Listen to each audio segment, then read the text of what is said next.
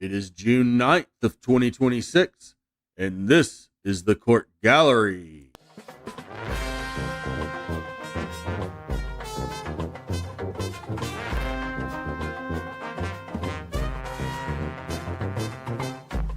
Four different judges, over a dozen defendants, and a masterclass in what not to do in court. We kick things off with a tense sentencing where every point matters and a mother's freedom is on the line. Then, Judge McNally hears from a doctor whose one stupid mistake might have cost him his entire career.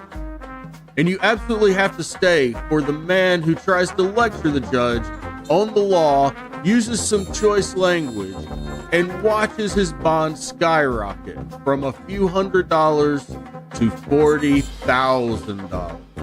We have Judge Gauthier, DiSanto, McNally, and Middleton all on deck. And it all starts right now.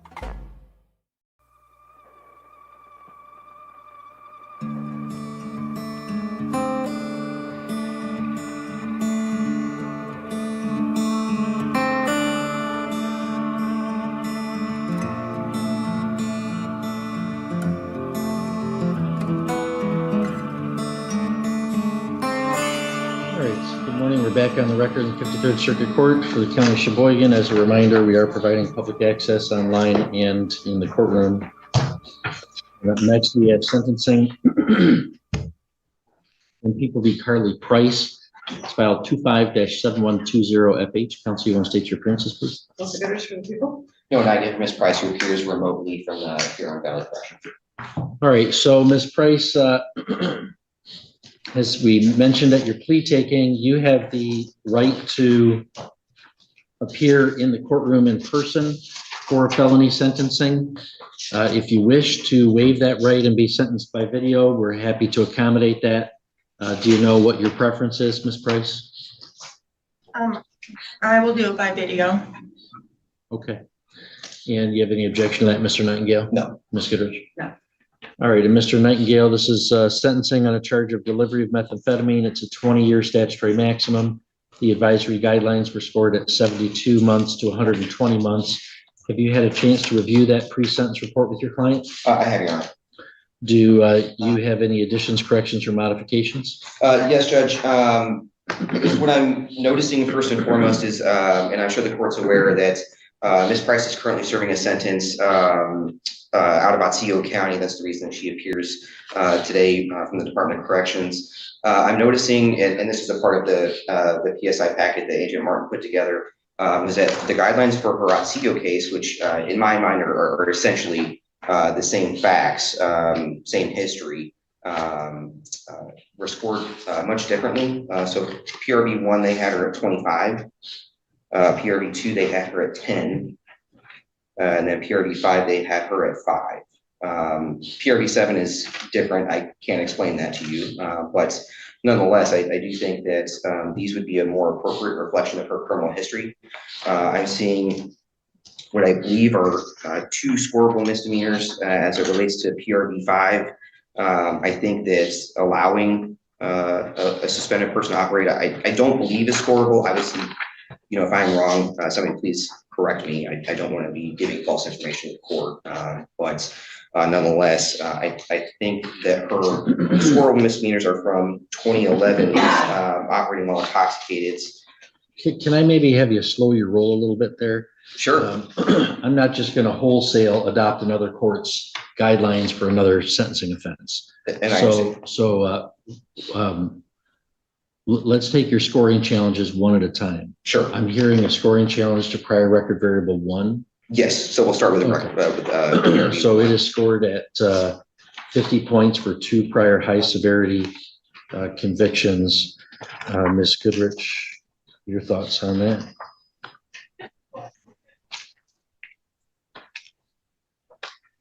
We're both flipping through here. I see a 2020. Well, possession of methamphetamine is a 10-year, but it's a D grid. Is that a high or low severity?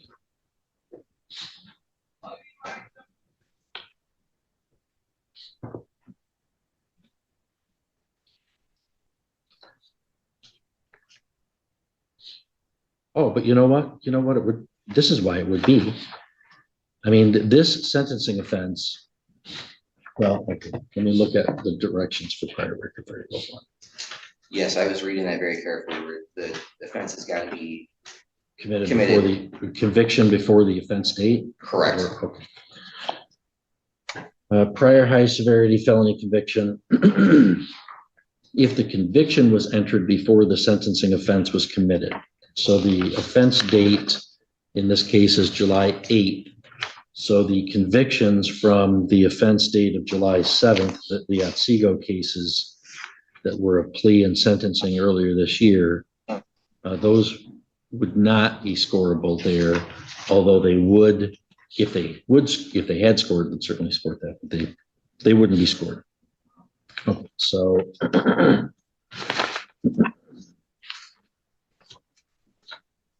the only one I see is the possession of methamphetamine, and that probably explains why in Otsego it was at 25 points. That would be my argument, yes, Judge.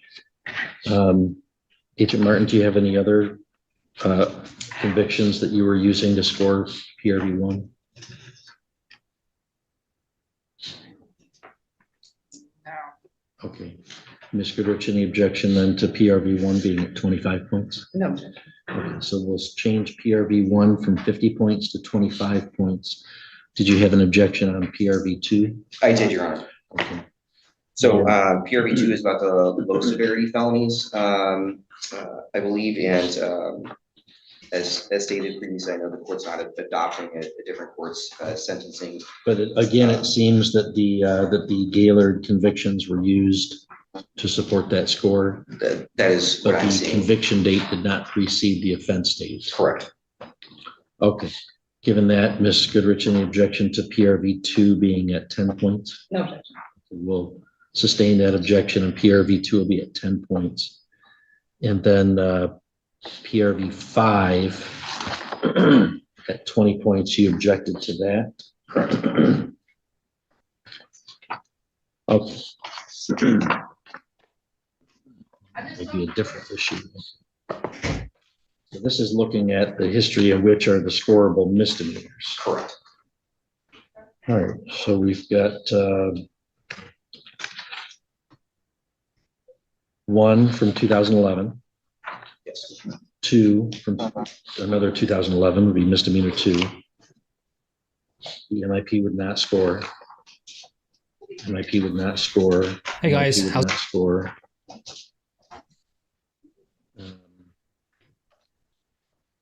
6 out of 16 would not score. The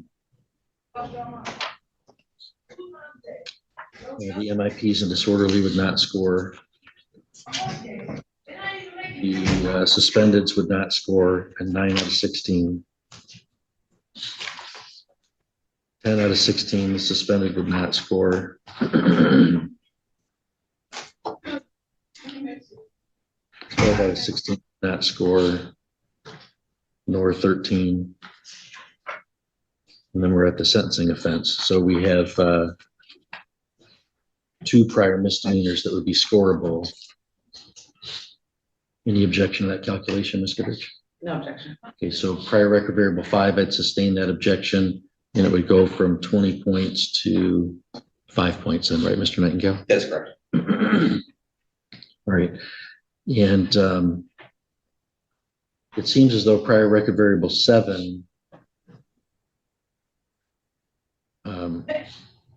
should in fact be scored at 20 points instead of 10. Ms. Goodrich, do you have any thoughts on that? I would agree.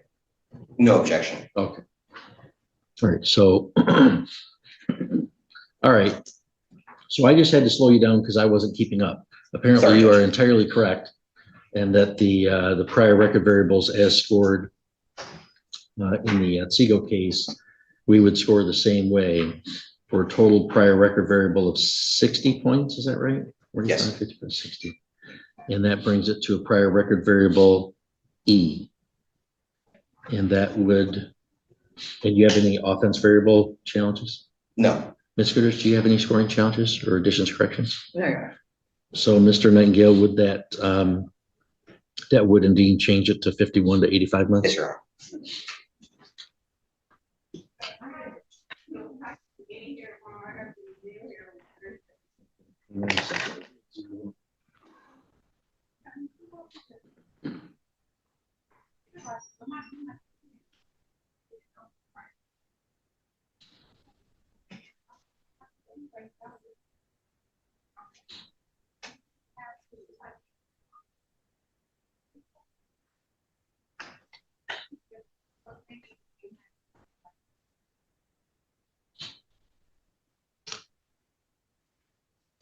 Okay, with that then, Mr. Nightingale, any allocution you wish to make on behalf of your firm?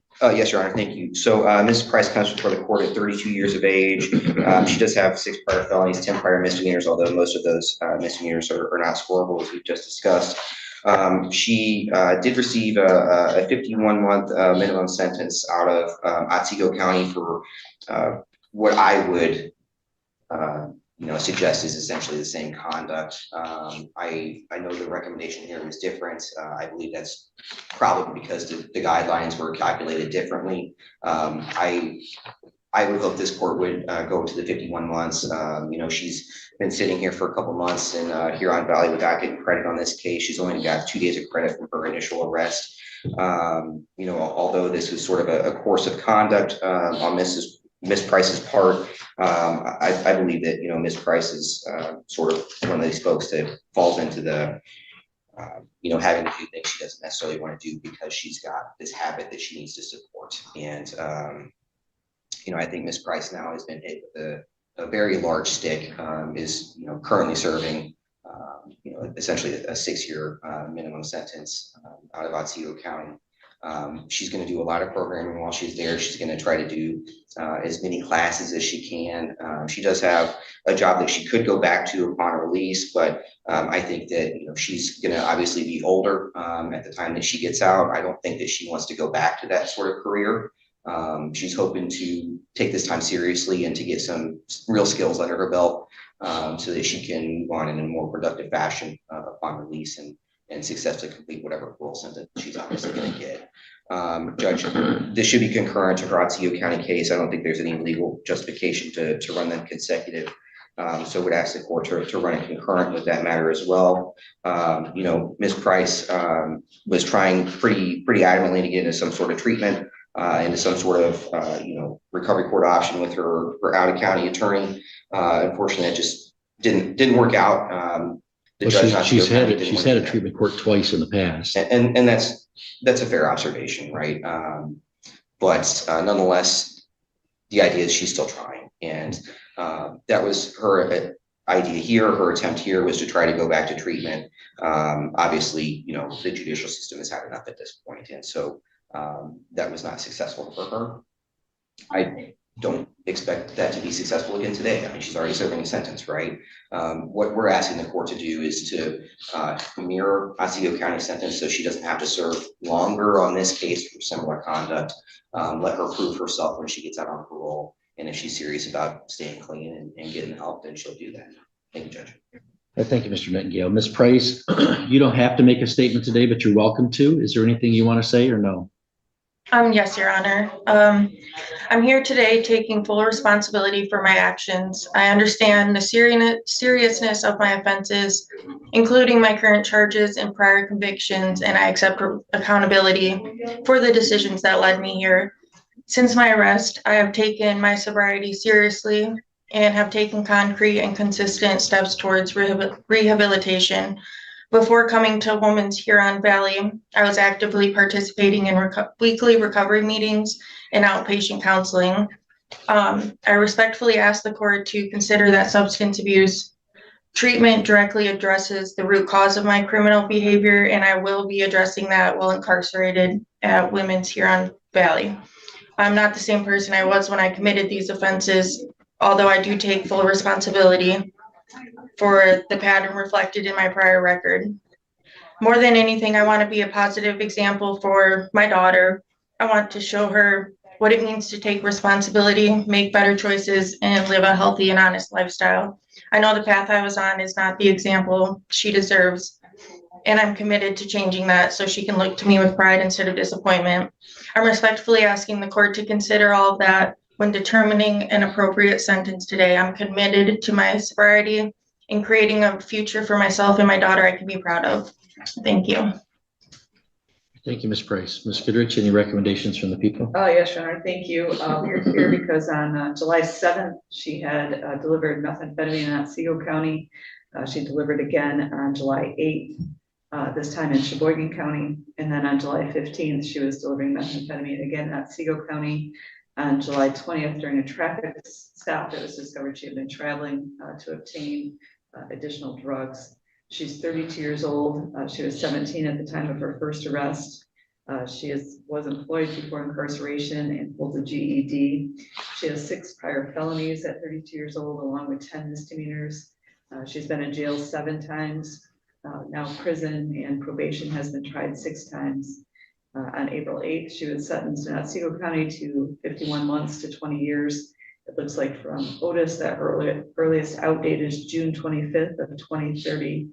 The PSI recommendation was for the low end of the guidelines, so I would be in agreement with that continuing even with the amended guidelines. Thank you. All right, thank you. Well, Ms. Price, these are always sad cases. I do want to say on the record, I did receive a letter of support from Ms. Price's father. And had a chance to review that. Ms. Price has got a history of, she's got a felony history. She's got a history of not just drug abuse, but drug deliveries. And most troubling to me as I reviewed this is that it looks like at least twice, one of them was this was sort of a continuation of what had happened in Gaylord. And what had happened in Gaylord the day before was the second time that she had delivered drugs with her daughter present. She's got a prior conviction where that's noted, oh my goodness. She's had treatment court twice before. So like the criminal justice system has tried really hard to work with Ms. Price. And Ms. Price, for whatever reason, that was unsuccessful. She's got a history, an extensive history of driving while intoxicated or by alcohol or drugs or both. I don't know which, but she's got a history of driving while she's under the influence, delivering drugs with her daughter around, and 2 times at a treatment court option weren't successful. I'm just not sure that calls for a low point of the guidelines. I don't think there's enough aggravating factors here to call for high end either. But I do think that a midpoint sentence seems proportionate in my mind. So Ms. Price, there's $130 as a crime victims assessment, $68 in state costs, $350 in court costs. And I'm going to commit Ms. Price to the Michigan Department of Corrections for a term of not less than 68 months, nor more than 20 years, with credit for 2 days previously served. By my math, that is the midpoint of that guideline range, the amended guideline range of 51 to 85 months. Ms. Price, if you wish to appeal, you can do so by filing an application to the Court of Appeals. If you wanted a lawyer appointed to you, I would do so, but you'd have to make that request within 6 months. We're going to see to it that your appeal rights get provided to you down in the at the prison there, and we'll ask you to send one back initialed and fill out the other one if you wish to file an appeal. Okay, good luck to you, Ms. Price. Thank you.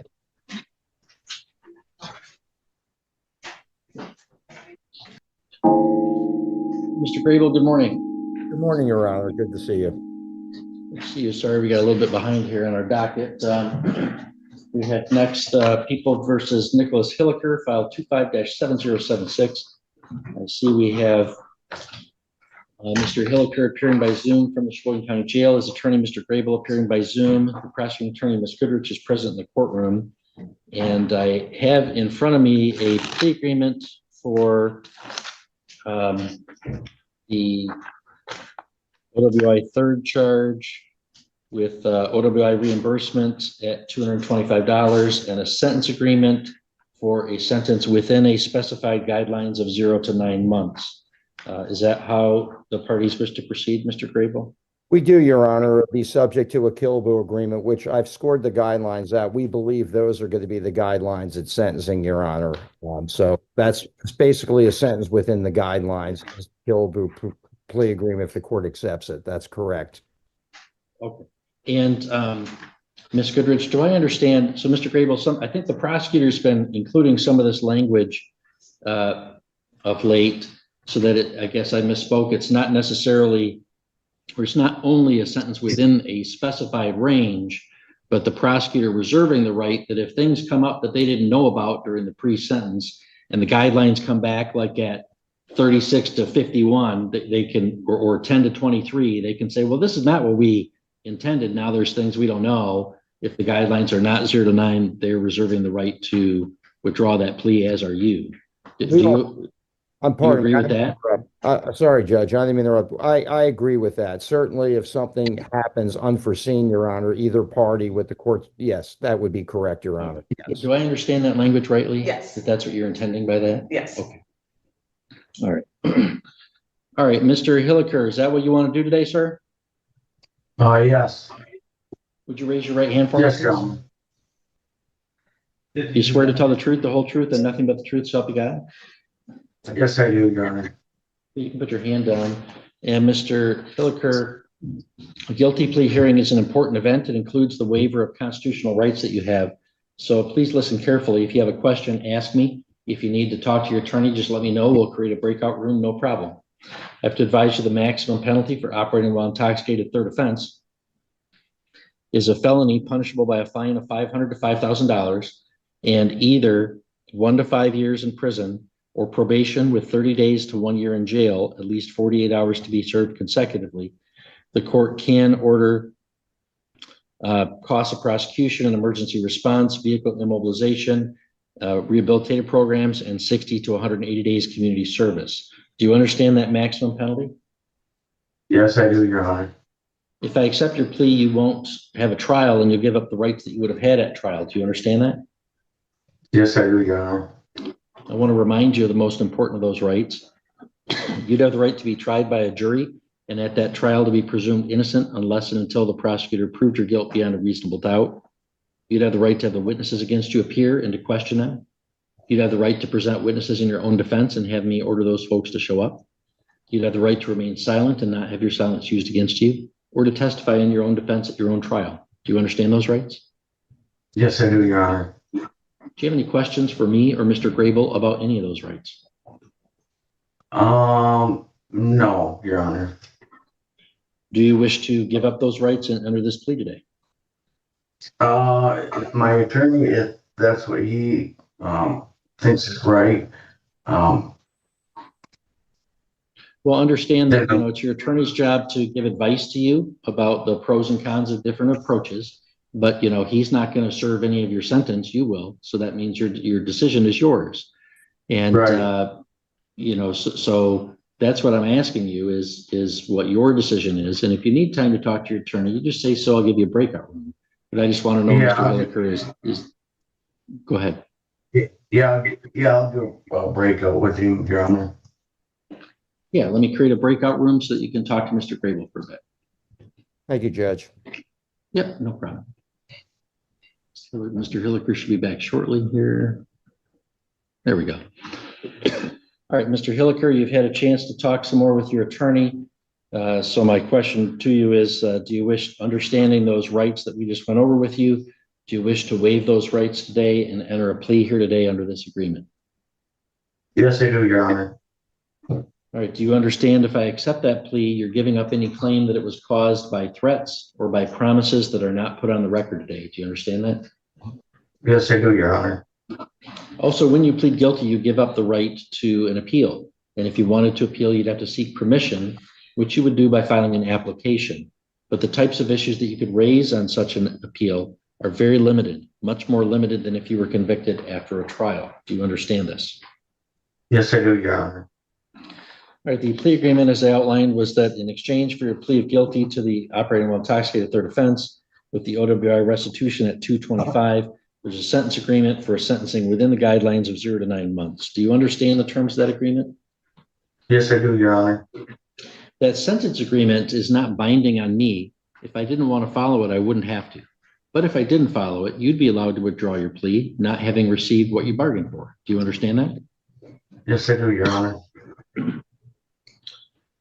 All right, and now that's unless you engage in some misconduct between now and the sentencing, in which case you would lose the right to withdraw your plea, even if I didn't follow that agreement. Do you understand that? Yes, I do, Your Honor. All right, other than the plea agreement, has anybody promised you anything to get you to plead guilty? No, they haven't, Your Honor. Has anybody threatened you to make you do so? No, they haven't, Your Honor. Is it your own free choice to enter that plea? Yes, it is, Your Honor. Knowing all this, how do you wish to plead to the charge of operating while intoxicated, third offense? Guilty, Your Honor. So, Mr. Hilliker, back on May 24th of 2025, were you in Sheboygan County? Yes, I was. Were you operating a vehicle on Black River Avenue, a public highway? Yes, I was, Your Honor. And is that within Sheboygan County? Yes, it is, Your Honor. Before you operated that vehicle, had you consumed alcoholic beverages? Yes, I did, Your Honor. Did you have some contact with police? Yes, I did, Your Honor. And did they give you a test to determine the amount of alcohol in your body? Yes, they did, Your Honor. I refused it and got a blood draw. Do you remember what the results of that test were? 0.17, I can't remember. Okay, but well above the legal limit in Michigan? Yes, Your Honor. Okay, and your ability to operate that vehicle, was it substantially lessened by your consumption of alcohol? Yes, it was, Your Honor. At that time, did you have a prior conviction for operating while intoxicated in the year 2000 in the 89th District Court? Yes, I did, Your Honor. And also in the year 2001 in the 89th District Court? Yes, I did, Your Honor. Yes, I did, Your Honor. And operating while intoxicated in 2021, again in the 89th District Court? Yes, I did, Your Honor. Mr. Grable, you satisfied with that factual basis? I am, Your Honor. And are you aware of any other promises, threats, or inducements? I am not. Do you believe I've complied with the requirements of MCR 6.302? I believe you have. Yes, Your Honor. Ms. Goodrich, as to all three questions, do you agree? I'm in agreement. All right, Mr. Hilliker, I find that your plea is knowingly, understandingly, and voluntarily made, and that there is a sufficient basis in fact and law to believe that you're guilty of those offenses. So I hereby accept your plea. Mr. Grable, I could schedule this for a sentencing on Tuesday, July 21. If you're available for an in-person sentencing, I could give you either morning or afternoon. Is there anything, I'm out of state, Your Honor, I assume we can't go earlier, because I don't want to put it certainly back, but I realize the court needs time for a pre-sentence interview, which I'm appreciative. If I wasn't out of state, I would absolutely do it, and I plan on being in person, of course. I'm just out of state on. Okay, well, I'll tell you what, we're a little short-staffed probation-wise right now. However, because Mr. Hilliker is in custody and because of the sentence agreement, we can try to do July 7th, 4 weeks out. That would be great, Your Honor. In person, I expect to be there in person. What time, Your Honor? Would 11:30 a.m. work? That would work perfectly, Your Honor. I'll be there in person, of course. Okay. Your Honor, I was going to address bond, but if the court is not inclined to consider it, I don't want to waste time with a long argument if the court is not inclined to consider it. There are some merits to it, but if the court feels it's not worthy of even addressing it, I don't want to waste the court's time in bringing it up. Well, Ms. Goodrich, you have thoughts about that? I think the court has been clear that you're going to keep him in based on his bond violations until we're done with this case. The sentencing is now scheduled for July 7th. I'd ask for. Yeah, I mean, first reading. Okay, yeah, I'm really pretty inclined to leave him in until the sentencing, which is why I wanted to expedite it instead of my other option would be to put it in early August, so I don't want to do that to him. I know he's got another case where you don't represent him, but we've got another case pending with him, a felony case. And I guess I'd prefer to make sure we've got him on probation supervision before I let him loose in the wild again. I understand, Your Honor. For the record, I just want to let you know, as of today, I believe he has 210 days with good time credit, and he has been attending AA. He's attended 49 AAs in jail, and he's got working on his GED. So believe it, I understand there's been major setbacks in this case, but he's just to let you know, he has done everything he could in jail to be diligent. Hopefully that will be helpful at the time of sentencing. And obviously there is another case under investigation, but there is no other charges at this point that are. Well, there's another charge in my county for possession of cocaine that he has the public defender on. I'm aware of that as well, Your Honor. I believe there's no bond on that case as well. I'm aware of that other file, but I understand that is something that may get resolved before then. But anyway, I appreciate the court's time. I just wanted to bring those facts to the court's attention. All right, thank you very much. All right, we'll see you then, Mr. Grable, Mr. Hilliker. I'll be there in person, Judge. Thank you for the court's time. I will in just one moment. Cora McSwain. Cora McSwain, please unmute.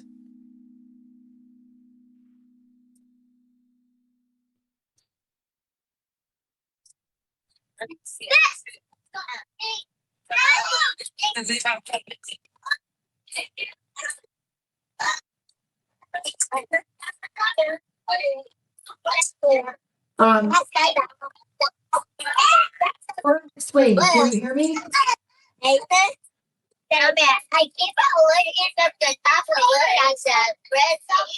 Cora McSwain, can you hear me? Okay, you know what? That's not working. We're going to remove her.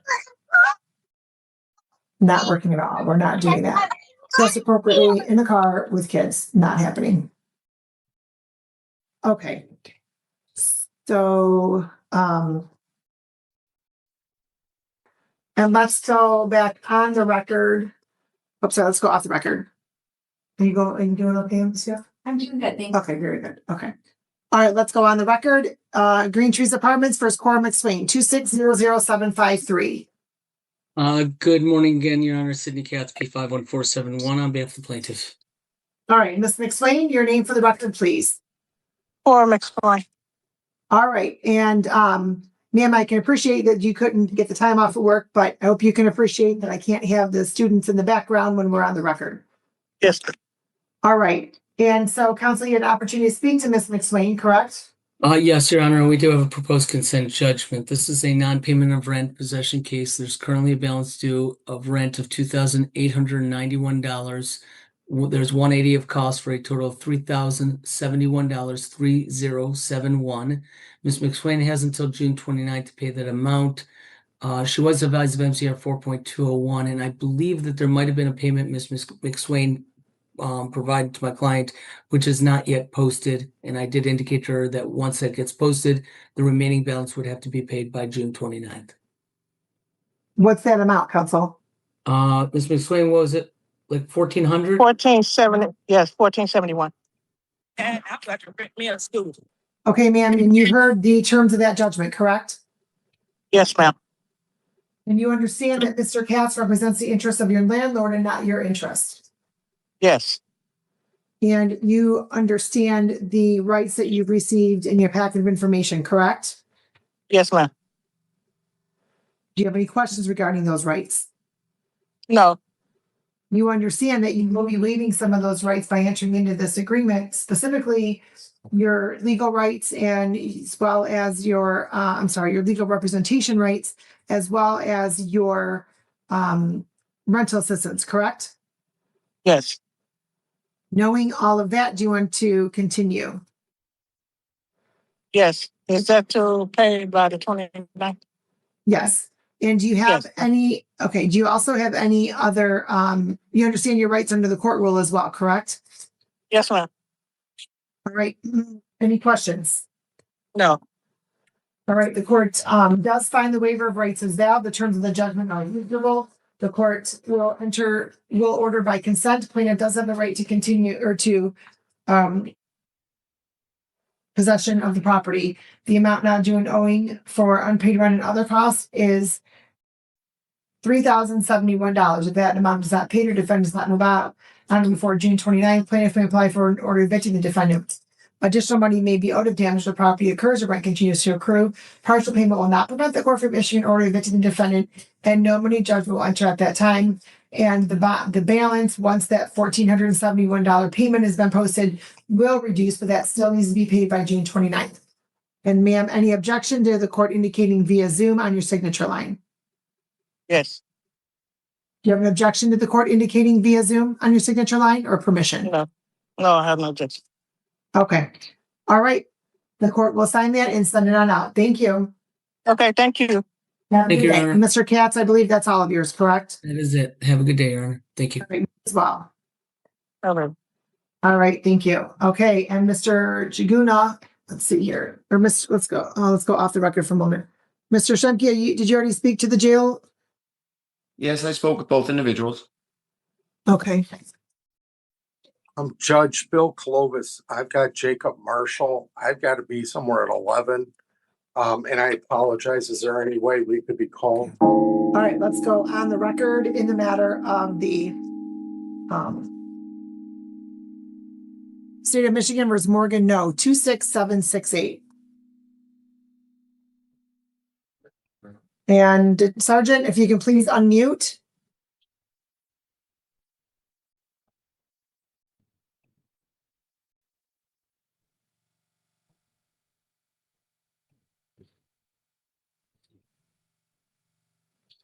I don't know if my computer's okay.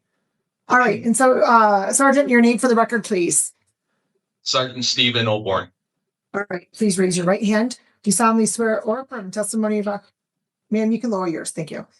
Do you solemnly swear or affirm testimony about to give in this matter be the truth, the whole truth, and nothing but the truth? I do. All right, thank you. You may proceed on the order. On June 7th at approximately 2:58 in the morning, Officer Benkarski and Officer Cox were operating a two-man patrol vehicle when they observed a gray Chevy Malibu with Michigan registration of DSK 2084 stuck on the railroad tracks near Biddle Ave in OWI. Officers observed two individuals next to the vehicle. They were identified as Morgan Noe and Nicholas Horn. Officers asked Noe and Horn who was driving the vehicle, and Noe stated she was. Officer Cox observed a rolled up dollar bill in the vehicle in plain view below the radio. He then opened the driver's side door to retrieve the paraphernalia, and inside the open center console, Officer Cox observed a clear baggie containing a white powdery substance in plain view. The white powdery substance was consistent with cocaine. Noe stated that the cocaine was hers. Noe was then asked to perform standardized field sobriety tests. After completing the SFSTs, Officer Cox read Noe her preliminary breath test rights, and she agreed to take the test. The test was administered, resulting in a .20 BAC. Noe was placed under arrest for operating while intoxicated and possession of cocaine. Horn was placed under arrest for loitering where drugs were kept. Both Noe and Horn were transported to Wyandotte Police Station. Officer Benkarski read Noe her chemical test rights verbatim from the DI 177 form, and she agreed to take a breath test. Noe was administered a test, which produced a sample of .22 and a .23 BAC. The white powdery substance and rolled up dollar bills were tested using a narc swipe by Officer Cox, and they tested positive for cocaine. The total weight was 9.83 grams. Noe was checked through lean. It revealed that she had one prior conviction for OWI back on May 5th of 2026 out of Ohio. Upon examination of complaining witness, the court does find the offense charge were committed. There's probable cause to believe the defendant committed those offenses. Counsel, your appearance, please. Good morning, Your Honor. Christopher Shemke appearing on behalf of my client. This time we consent to the matter being heard via Zoom. Thank you. Ms. Noe, your name for the record, please. No. I'm sorry? Morgan, no. All right. Counsel, as to the arraignment. We waive formal reading. My client stands mute. The court will waive the formal reading, enter a plea of not guilty for purposes of the arraignment. And you do have the right, ma'am, to have an attorney represent you. If you're unable to afford one, you may ask for one to represent you. And you did in fact have an attorney represent us. You had an opportunity to speak to an attorney today, correct? Yes, ma'am. Yes, Your Honor. It was also signed the petition order for appointing an attorney for felony matters. You also you have the right to be presumed innocent to proven guilty beyond a reasonable doubt. You have the right to have a trial by a judge or by a jury, and you also have the right to remain silent. Anything you say orally or in writing may be used against you in court. Do you understand those rights? Yes, Your Honor. The court, as I indicated, will enter a plea of not guilty on your behalf. Schedule this matter for probable cause conference on June 18th.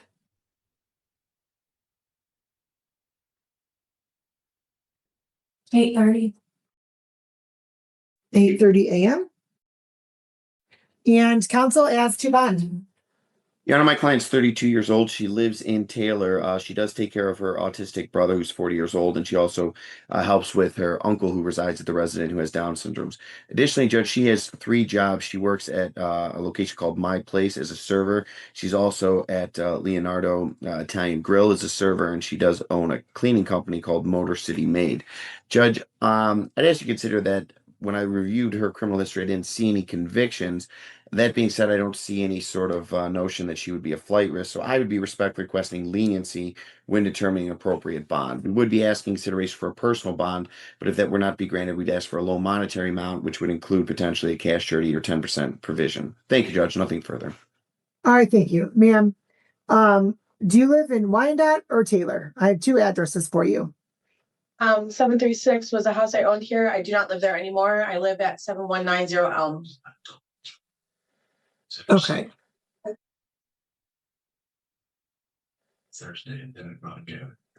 And who do you reside with?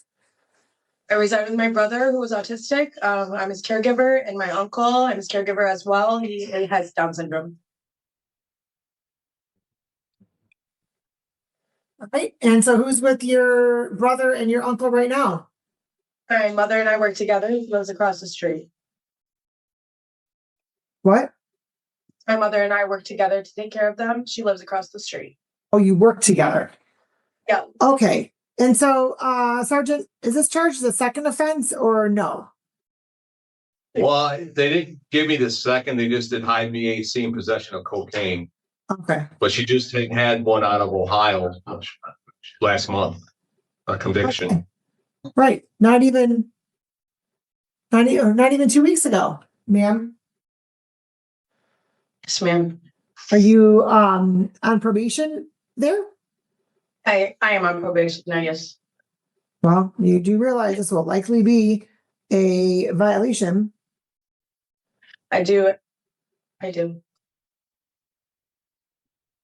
Commissioner, speak, Your Honor. Just a moment. And also, your license is suspended, is it not? No, it is restricted. I was supposed to get an interlock on June 8th, Monday, June 8th. Well, just for a moment, ma'am, because I'm showing suspension followed by restricted license, and your restriction doesn't begin until July 18th. I did not know that, ma'am. Well, that's what it shows here.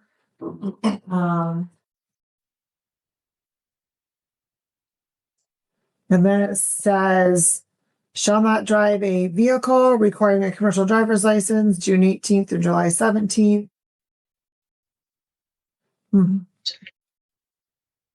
Well, in any event, ma'am, it appears as though you made a different choice and didn't go get your interlock on. So, what is it you wanted to say, ma'am? Your Honor, I've been here almost 60 hours now. I promise you, I really have learned a lesson. I thought all 60 hours about how I am going to turn around, about how I am going to make better choices. I understand this was a very big, bad, poor decision, but there is absolutely no doubt in my mind that over the next few months, I will continue to show up and prove to everybody that this is the last time I will ever make a mistake like this. I truly am so remorseful.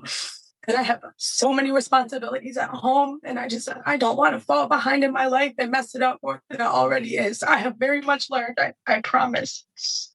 Well, ma'am, I can appreciate your thoughts and relaying those thoughts to the court.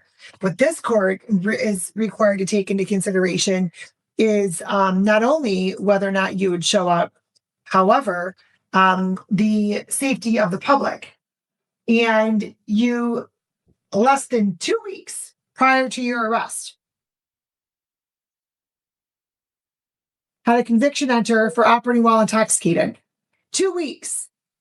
And the allegations in this case are that you had a high BAC at 0.23. So what that tells me, ma'am, is that you have a complete disregard for the safety of others, because you know at what point you're intoxicated, since you just pled guilty and had that conviction enter less than 2 weeks ago. Sergeant, what would you like the court to know? Your Honor, I'm with this case here. I mean, she put her car on the railroad track, stuck there. So bad judgment there. High BAC. This is a second. Possession of cocaine. I'm looking at 15,000, 10% with the tether. The court does find that that would be an acceptable and that's a reasonable bond, given that Miss No is currently on probation and has been for less than 14 days. And we are here with this allegation. And the allegation is that is one that put the community at risk, as well as herself being stuck on the railroad tracks. The court's going to order a $15,000 10% bond. In the event bond is posted, you're not to possess or consume any alcohol or drugs unless prescribed. If you're to test right now, ma'am, what's in your system?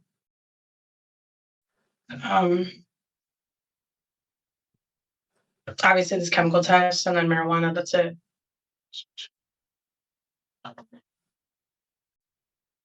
Do you have a valid prescription for marijuana? Was recreational, I thought. Ma'am, Can I speak? Excuse me. I'm very much aware it's I'm very much aware it's recreational. I'm asking if you have a prescription for marijuana or a medical referral. Okay, very good. What was your question? When I speak to my attorney, I was not driving this car. I was trying to help this other individual. I was not driving this car. Ma'am, just so you're aware, it's not a good idea for me to speak about the facts of the case right now. Okay? This is what I have before me. I'm going to continue with my bond conditions. You are not to be released on an alcohol tether through the Wayne County Jail. And then you can speak with your attorney in more detail on June 18th, if not before. Okay. Have a good day. Thank you. You too. So you know that. Thank you, Your Honor. We are on the record in the matter of the City of Wyandotte versus Evelyn Cook, 26769. Good morning, Your Honor. Christopher Shemke, appearing on behalf of my client. This time we consent to the matter being heard via Zoom. I'm sorry, counsel. You can repeat all of that. I didn't hear any of that. Yes, good morning, Your Honor. Christopher Shemke, appearing on behalf of my client. This time we consent to the matter being heard via Zoom. All right, thank you. The court will waive the formal reading, enter plea of not guilty for purposes of the arraignment, and schedule this matter for pretrial. Yeah, we can do the 23rd or the 20th. Okay, can't do Tuesday. It's the 24th. Ms. Cook, your name for the record, please. I need you to unmute, please. Yeah, I mean, it's almost 11. If she wants to come back. Ma'am, your name for the record, please. Wants to just courtroom earlier, and I apologize, but it's a Zoom court.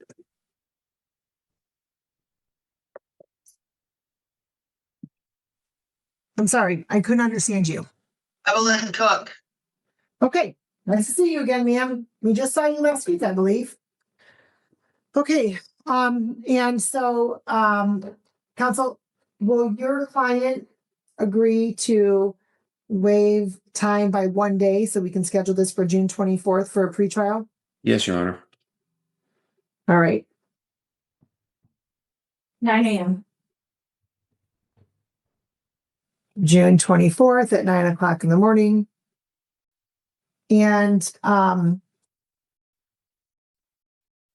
counsel has to bond. Your Honor, my client currently lives in Wyandotte with a friend. She is working. She does home care for the state of Michigan. She does that part-time. I know financially she'll have a hard time coming up with a monetary amount, so we would ask for any sort of leniency this court could consider when determining an appropriate bond. Thank you, Judge. All right, ma'am.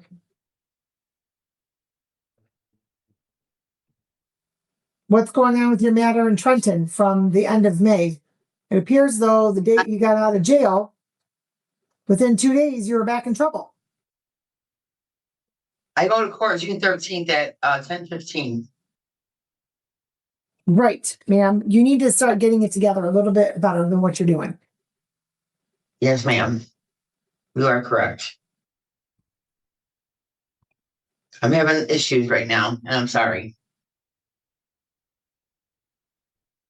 Ma'am, the allegations were that you walked onto your neighbor's property and started rolling around in the grass. I wasn't rolling around in my neighbor's grass. I'm just telling you what the allegations are. Thank you. You've been told multiple times not to return there. And in fact, I think this court even told you that also when it entered its sentence last week or 2 weeks ago. I'm not. I wasn't rolling around in their grass. Okay. I was in. Okay. Well, ma'am, it seems to be that you have a difficult time staying out of trouble and following court orders.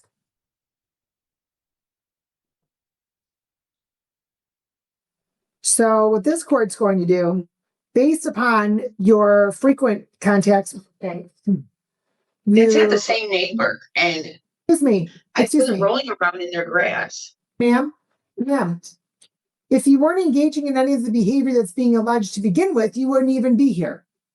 I didn't see anything on camera because I was at my house. You're on felony probation for possession of a drug charge.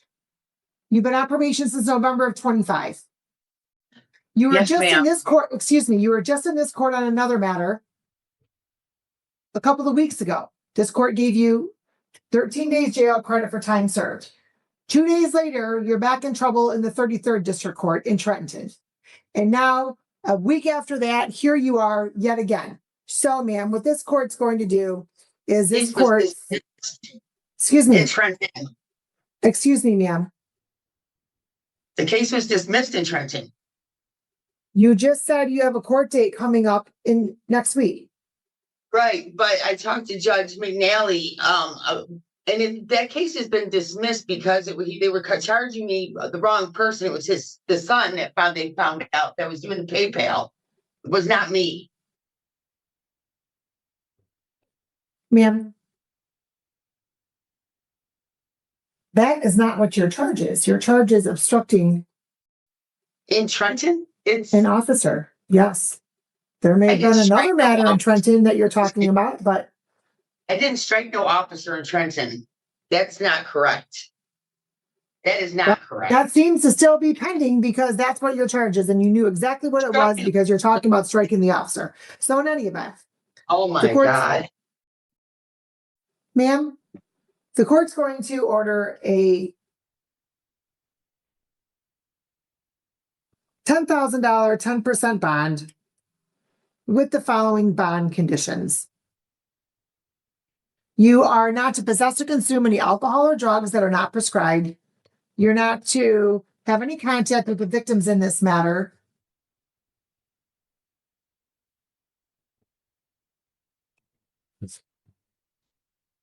Which are Gerald Mickle and Ginger Mickle.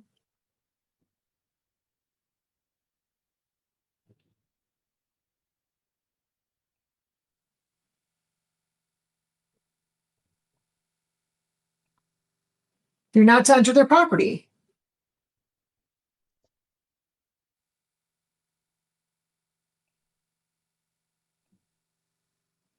It's no phone contact, text message, email, social media, third party, anything of the like.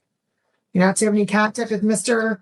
Bartolotta either. Does he reside with you? Yeah, he does, Your Honor. Okay, well, I guess you can continue contact with him.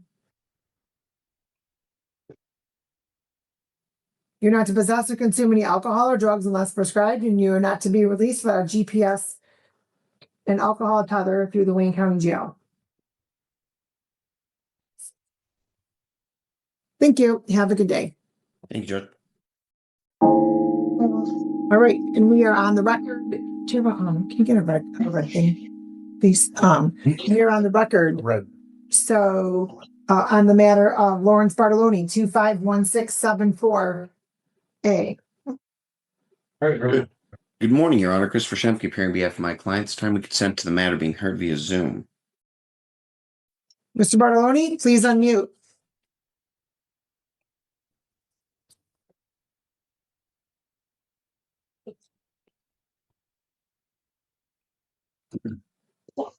Okay, Your Honor. Thank you. Your name for the record, sir. Lawrence Attilio Bartoloni. Okay.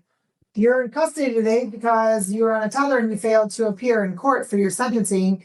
And so you ended up being picked up by the Wayne County Jail. And so, counsel, I'll recall the warrant, and then this will have to get set for a new sentencing date. So I have time to review that information.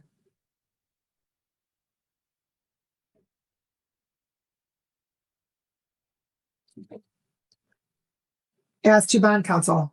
Your Honor, my client does indicate that he's still living in Southgate. He does get some family assistance.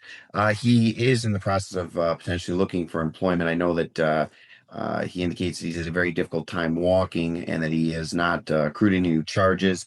He maintains that he wasn't trying to sidestep his responsibilities to the court, that he was unfortunately unaware of his court proceeding, but he will appear at any and all future court dates. I'd ask for leniency when determining an appropriate bond and most certainly the soonest court date possible regarding the sentencing. Thank you, Judge. All right, sir. Why'd you blow us off on May 4th? I had no idea I had court. I tried to call my lawyer, which is not this gentleman here. My daughter tried to call him. He never called none of us back. I knew I had a warrant. My daughter looked on the computer and found it. You know, my daughter, they really kind of look after me. Because Well, I don't do that computer stuff. Sir, you're telling me you had zero information as to your sentencing date. Yep. Do you guys know where I live? I think nobody knows where I live but the state police did. I have no idea. Nobody called me. My lawyer didn't even call me. I tried to get a hold of him. Sir, hold on a minute. We are not your babysitters. I know. Okay. I know. You have a responsibility, sir. Yes, Your Honor. You're 59 years old. Mm-hmm. You have a responsibility to follow up on your own matters. If you think you don't have any appropriate dates, we are not your babysitters to come find you, to call you 15 times, send you emails or otherwise. Yes, Your Honor. I understand. Because you had an appointment with the 25th District Court, even though they left you messages, you never made the appointment. You were originally scheduled February 9th with this court, and then we had adjourned it because you wanted to be, because we had not yet heard back your referral from the 25th District Court.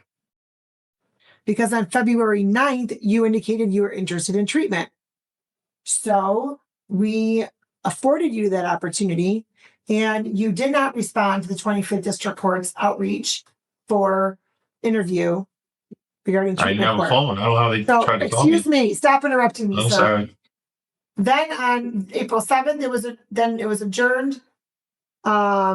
We adjourned this to April 8th because we were waiting on response from the 25th District Court Sobriety Court to May 4th. May 4th, you did not appear. Then the court will also note, sir,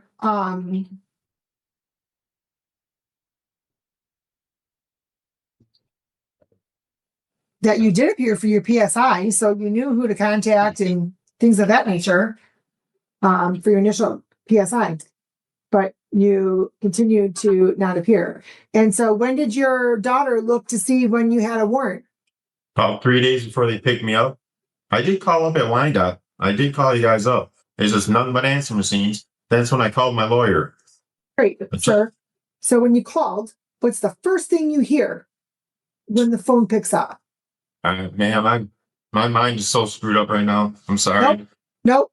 I know. I'm using an excuse. What's the first thing you hear when the phone picks up? I have no When you call idea. the court. I forgot. I'm sorry. Okay. Okay. Well, sir, it will tell you, due to high call volume and lack of staffing, the most efficient way is to contact the court via email. And we leave our email for you to contact. You did not do that. I don't email. Sorry. I don't. Then you make your way up to the court. Yeah. To set up a new date. That's what you do. The court's going to order a $1,000 cash bond.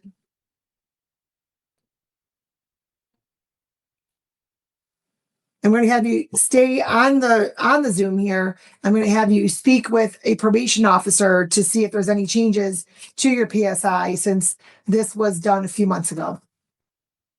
And then you will get a new sentencing date as well. Thank you, Your Honor. And sir, is your home on Walnut Street? No, it's on Drake. Drake. When did you move to Drake Street? When I got out of here the first time. That's my mom's old house. Well, then you'll have to just Walnut's make my sure dad's that- house. You'll have to make sure that we have your current address, sir. Okay. It 15170. does show on here, but I don't know. It may be in the computer. It's just not showing on my pre-printed form. Thank you. Thank you, Your Honor. Have a good day. You too. All right. I'm ready for Henry Franklin Joseph Lent if you are, Mr. I am, sir. Mr. Graziani. This is 26T725297, and I need to have the victim know if the victim is here on this case, and that's Catherine Berlinski. No, not on Zoom. All right. Is anybody by that name in the courtroom right now? Your name, sir? Henry Rhodes. Sean, here on behalf of Henry, we have no additions, deletions, or corrections, but we do have a statement to make. Okay. And we're hoping you adopt the recommendation. All right. What would you like to say? Judge, even though this is major hiccup, a very stupid mistake that this gentleman made, he's a very decent individual. Even though he's a well-educated gentleman, like many of us, he's immature for his age, and he had a horrible lapse of judgment. With all due respect to the system, Judge, this young man's already suffered significantly. He's been terminated from his employment since last July.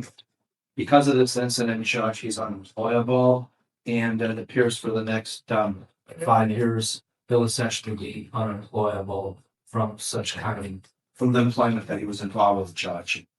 You went to the University of Michigan? For undergraduate, yes. And you were going to be a physician? He is a physician, Judge. And with all due respect, Judge, he's, like I said, it was a horrible lapse of judgment. Mr. Lent and I have had many discussions, and a lot of young people these days are casual in their conversations and in the dissemination of information. Many times, the new information age is something that is highly destructive, as we've witnessed. The AI age is one that can benefit society tremendously, but it's also one that can destroy persons, particularly in this situation. I believe that this gentleman next to me will be able to come back, but it's going to be a heck of a long time before he comes back. He is extremely remorseful. He's had notes that he sent to me, and he's He's just one of the most decent human beings that I've ever met. Again, this is stupid what was done, but like I said, we're living in a day and age where dissemination of Why are you information doing is this to yourself? I mean, I'm looking at a kid here. I remember talking about this. I didn't realize you had this much going for you.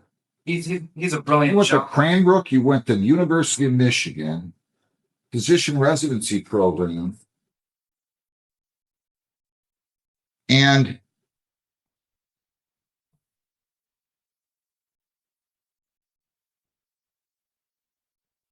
then you do something silly like this. Yes. Judge, if I may interject, Were you under the influence of alcohol or drugs at the time you did this? No, not at all, sir. I didn't have any evidence of that.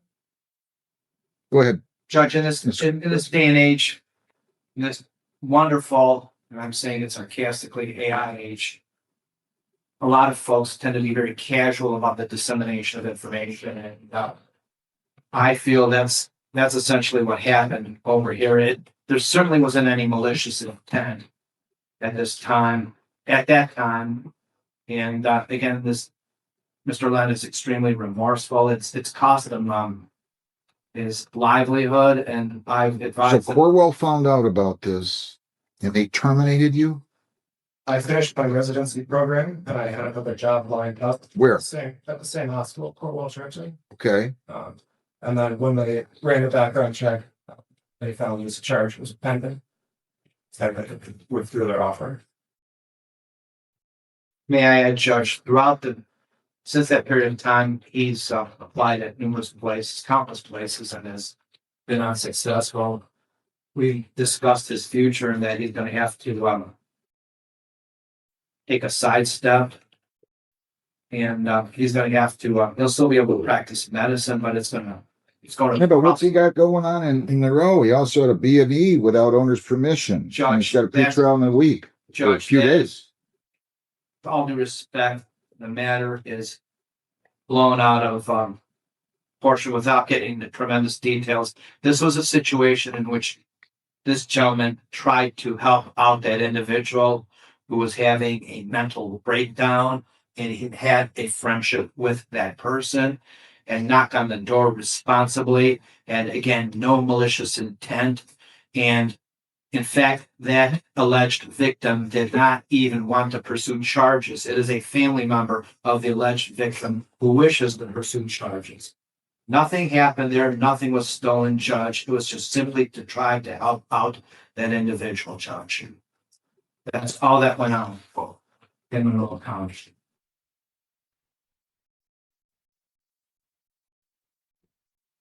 One thing I've always said.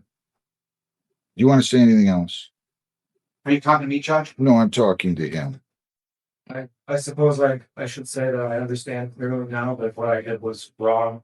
And it wasn't just wrong, it was also directly harmful to somebody that I considered to be a friend and would never have wished to hurt.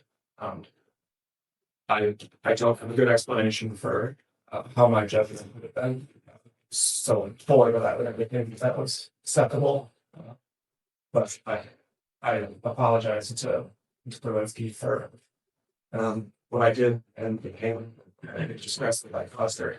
I wish I could take that back. Judge, in this, you had numerous people who've done some very, very stupid things in this courtroom.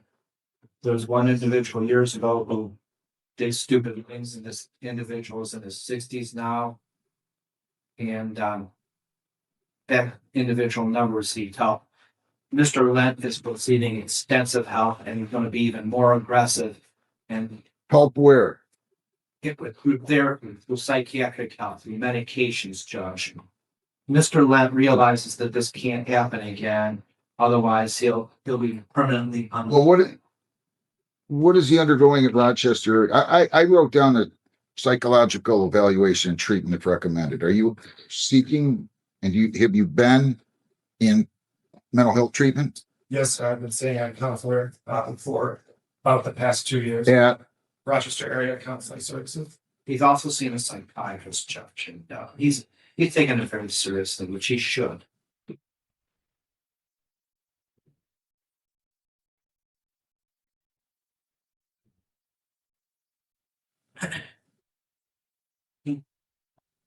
I mean, you must be a bright guy. You know that? You must be a bright guy. I mean, you don't get through Cranbrook and University of Michigan and become a physician unless you're bright and work hard. But you got to use your head. I mean, you just got to use your head. Yes, I understand.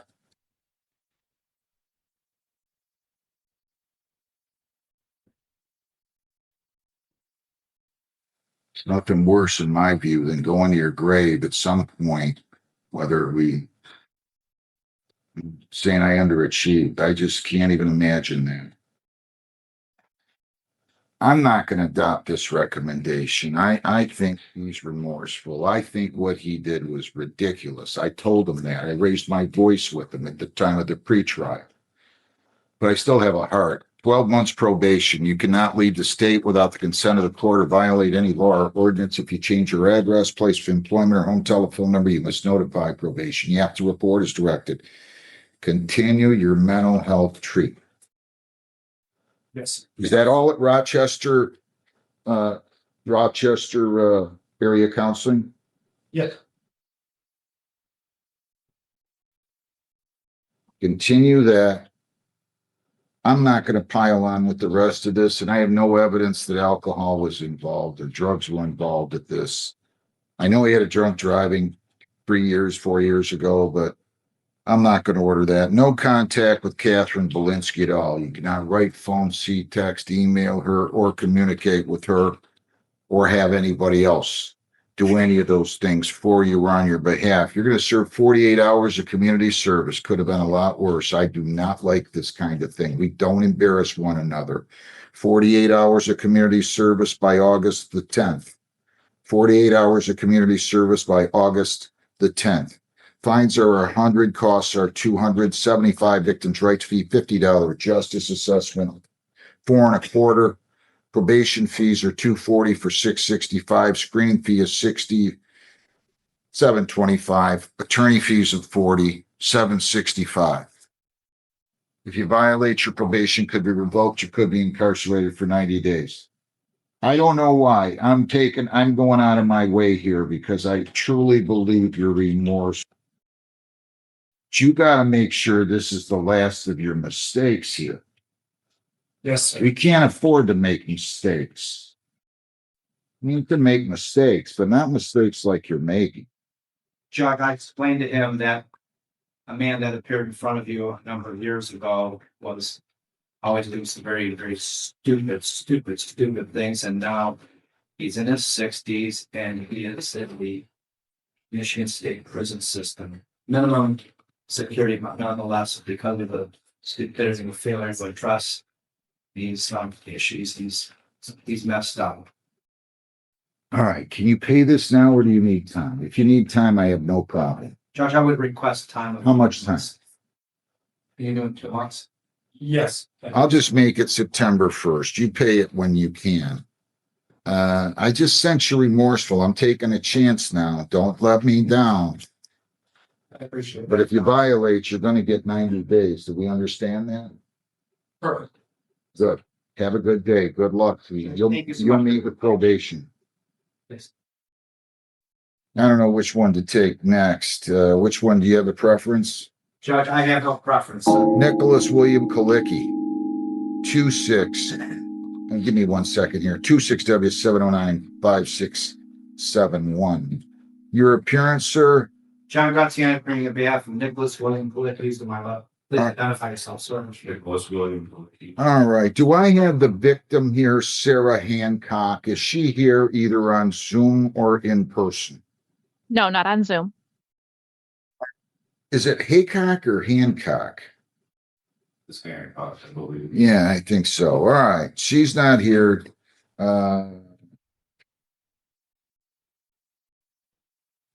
Have you had a chance to review the report with your client, and are there any material additions, corrections, or deletions? We've had the opportunity to review, no additions, deletions, corrections, Judge. We ask that you adopt the recommendation, and there's been a tremendous amount of suffering. Families here, it's not divided, but they're very sad. The mother and father are in the second row to my left, and I'd like to talk to Sarah Hancock too. Using language like that. I hate that racial.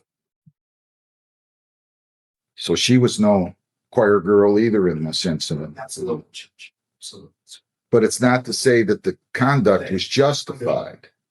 Conduct is not justified by words. But still, I mean, that's just terrible language to use.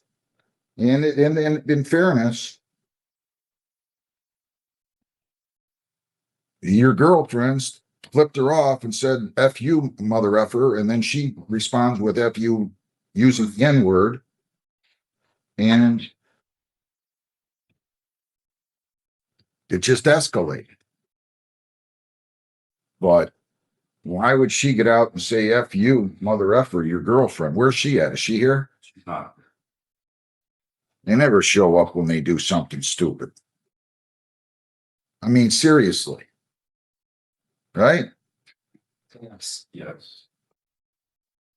And you got a good lawyer here. But anyway, you want me to adopt this? Yes, sir. Would you like to tell me anything, sir?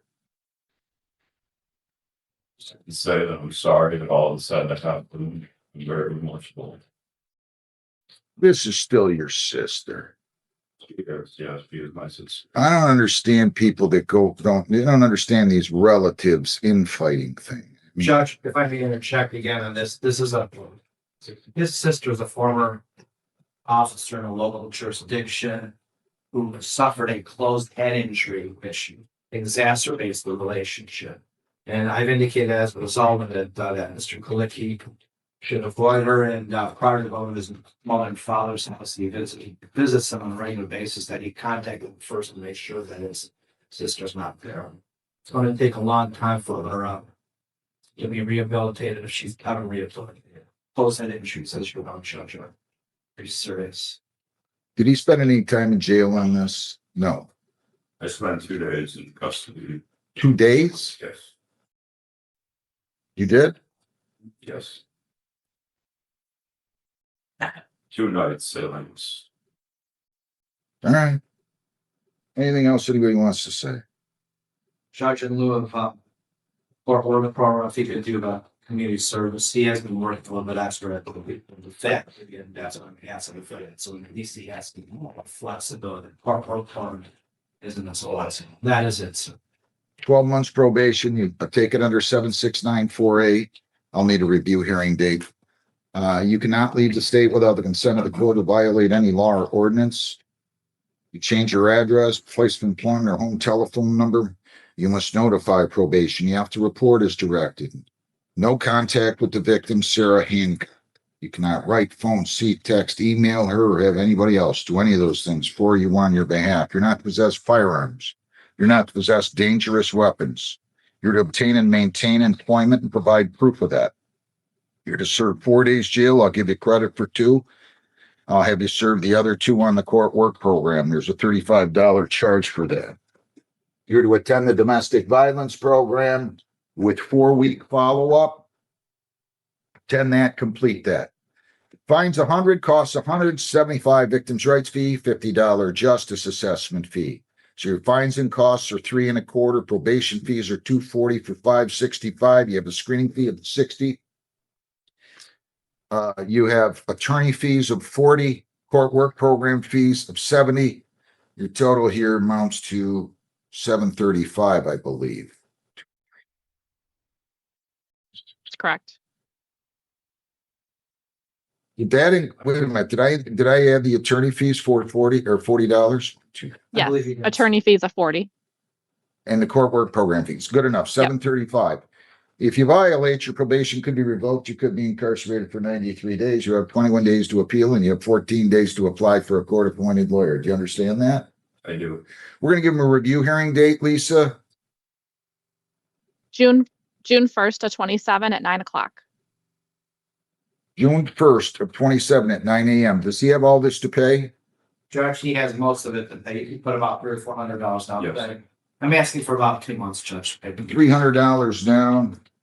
And I'll have you pay $75 bi-weekly starting beginning June the 22nd, okay?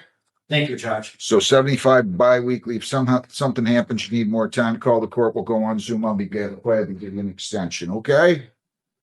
Good luck to you. You'll meet with probation and you'll get your review hearing date. All right, Charles Pawan Boyd, 26W706-997. Good morning again, Judge and staff. John Grotsky, attorney on behalf of Charles Boyd, who's to my left. Please identify yourself, sir. Charles Boyd. All right. I just want to make sure that, first of all, let me just make a record here. His daughter is Tahari Boyd, and I want to make sure that neither she nor Janet Johnson are on Zoom. They're not in the courtroom. There's nobody in the courtroom. Can you confirm that neither one of them are on Zoom, Lisa? They're not on Zoom. So have you had a chance to review the pre-sentence report here, and are there any material additions, corrections, or deletions? Judge, there's no additions, deletions, or corrections. We're asking for basically some guidance at this time, Judge. This is a very complex situation with Mr. Boyd. Mr. Boyd is the custodial parent of the victim in this case. Mr. Boyd's ex-fiancee, who currently is with the daughter, doesn't have custody and doesn't have the capacity to take care of the daughter. This young lady is going to fall through the cracks if we don't address this issue. I'm going to ask that maybe the probation department be involved, or possibly the circuit court, but I believe it could be handled by the probation department. What's happened, Judge, is the daughter hasn't been in school since April 6th. She'll have to attend summer school at least. She wants to graduate next year from Brownstown Woodhaven High School. And Mr. Boyd has to at least address the transportation issue. It's just a big mess right now, Judge. And without affecting the terms and conditions of this probation, Judge, we're just asking for you to allow him to at least transport her to the high school and ultimately possibly go back there at the residence, because again, Mr. Boyd is the custodial parent. The other alternative is, with all due respect, it's not a good alternative. So. Sir, I don't understand your conduct here. You slapped your daughter in the face? Yeah, it was a stupid action. Wait a minute. A setup?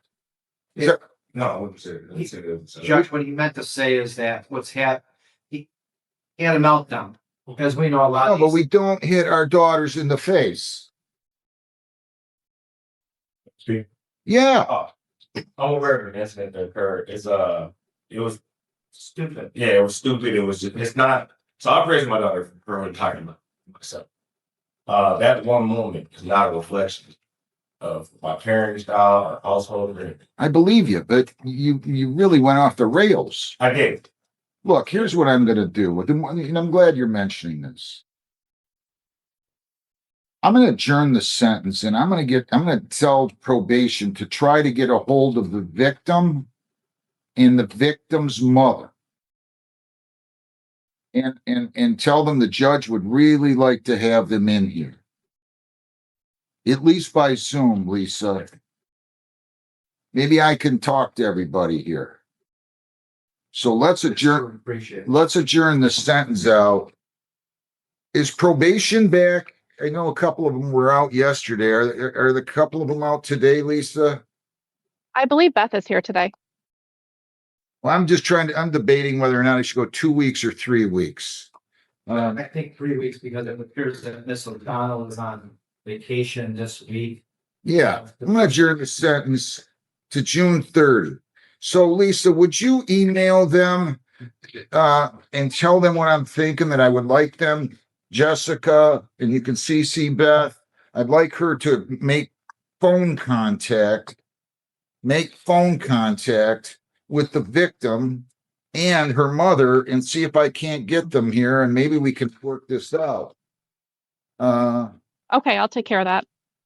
Make phone contact Thank you. with victim and her mother. Sir, Yes, sir. I can tell you're remorseful, but I just It was something that I don't want to make you feel bad, but you cannot hit your daughter in the face. I'm well aware of that, sir. It was honestly, it was a last judgment, a slip up in that particular. Yeah, but that was a big slip up. And that permanently affects relationships, whether it's physical injury or not. And here I'm looking at some pictures here too that we'll talk about more in depth on the 30th. Why don't we make it at 9:30 on the 30th, Lisa? And Okay. hopefully they will arrange for themselves to be here in person. If not, I understand, but I'd like them here nonetheless, at least by Zoom. Okay? Thank you. Good luck. Andrew Joseph Ellis Webb. This is 260-82402A. Was that the Brownstown or Flatiron? This is Brownstown.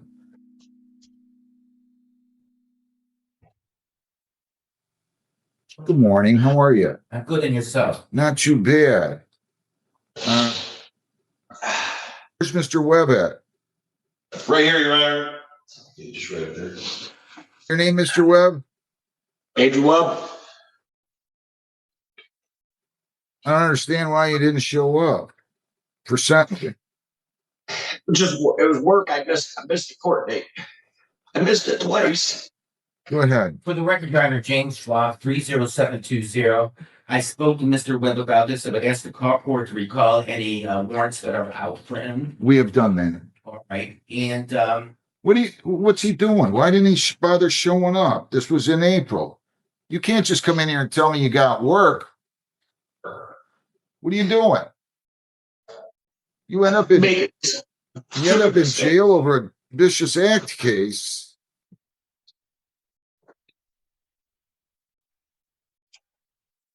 Stupid, just stupid. I also try to tell him the importance of coming to court. I believe he understands that.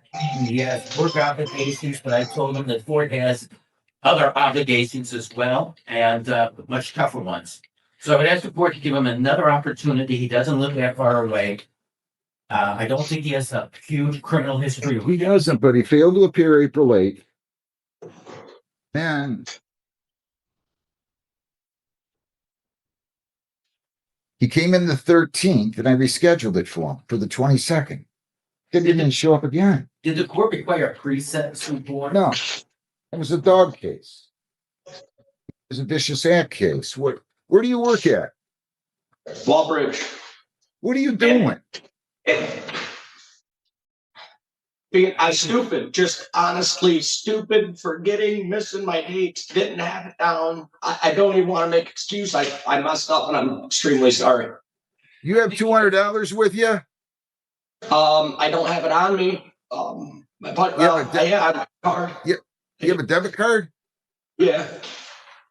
We can have him use the debit card from there, right, Lisa? We've done that. Does he have my wallet? Yes, he can use the debit card at the police station.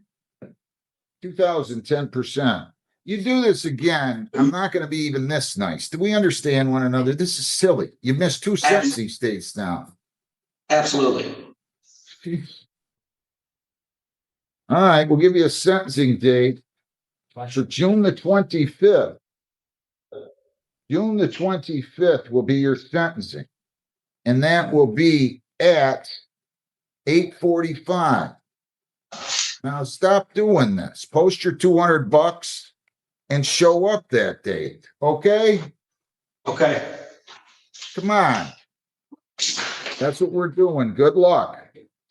Thank you, Your Honor. Thank you. Thank you, Your Honor. Robert Eugene Williamson, 26F245827A and B. Your name, sir? Your name, sir? Oh, Robert Williamson. Officer, sergeant, your name or corporal? I can't tell. Sergeant Mitchell. James Schwab 30720. These guys don't get it, do they? Why didn't you show up? Why didn't he show up? And my mail goes to I'm in an apartment complex. And I don't get no, sometimes I don't get no mail at all. You remember getting stopped, right? I'm sorry, what? I can't hear. I'm half deaf. I'm sorry. I'm half deaf. All right, let me put it to you this way. You got stopped. I don't want you to acknowledge that you did, but at some point it's going to be pretty clear to me that you did get stopped. If you had mail issues, you should have called the courthouse. You should have called the police department. Now you got yourself in a real predicament. Soon. What, is there a problem with something I just said? I don't want you to cop an attitude with me. If you do, we're going to have a bigger problem. No, I'm half deaf. I can barely hear you. I'm half deaf. I can't hear you. That's the problem. All right. Can you hear me any better now? Yeah, that's all the problem was. I couldn't hear you before. Now what's going on? Does he stand mute and waive formal reading? Yes, Your Honor. I'm entering a not guilty plea. I got an operating with the presence of drugs, and I got a resist, hinder, and obstruct an officer charge. So your lawyer is telling me you stand mute and waive formal reading. Has he been printed on this, Sergeant? Yes, he has. I want to know why he hasn't shown up.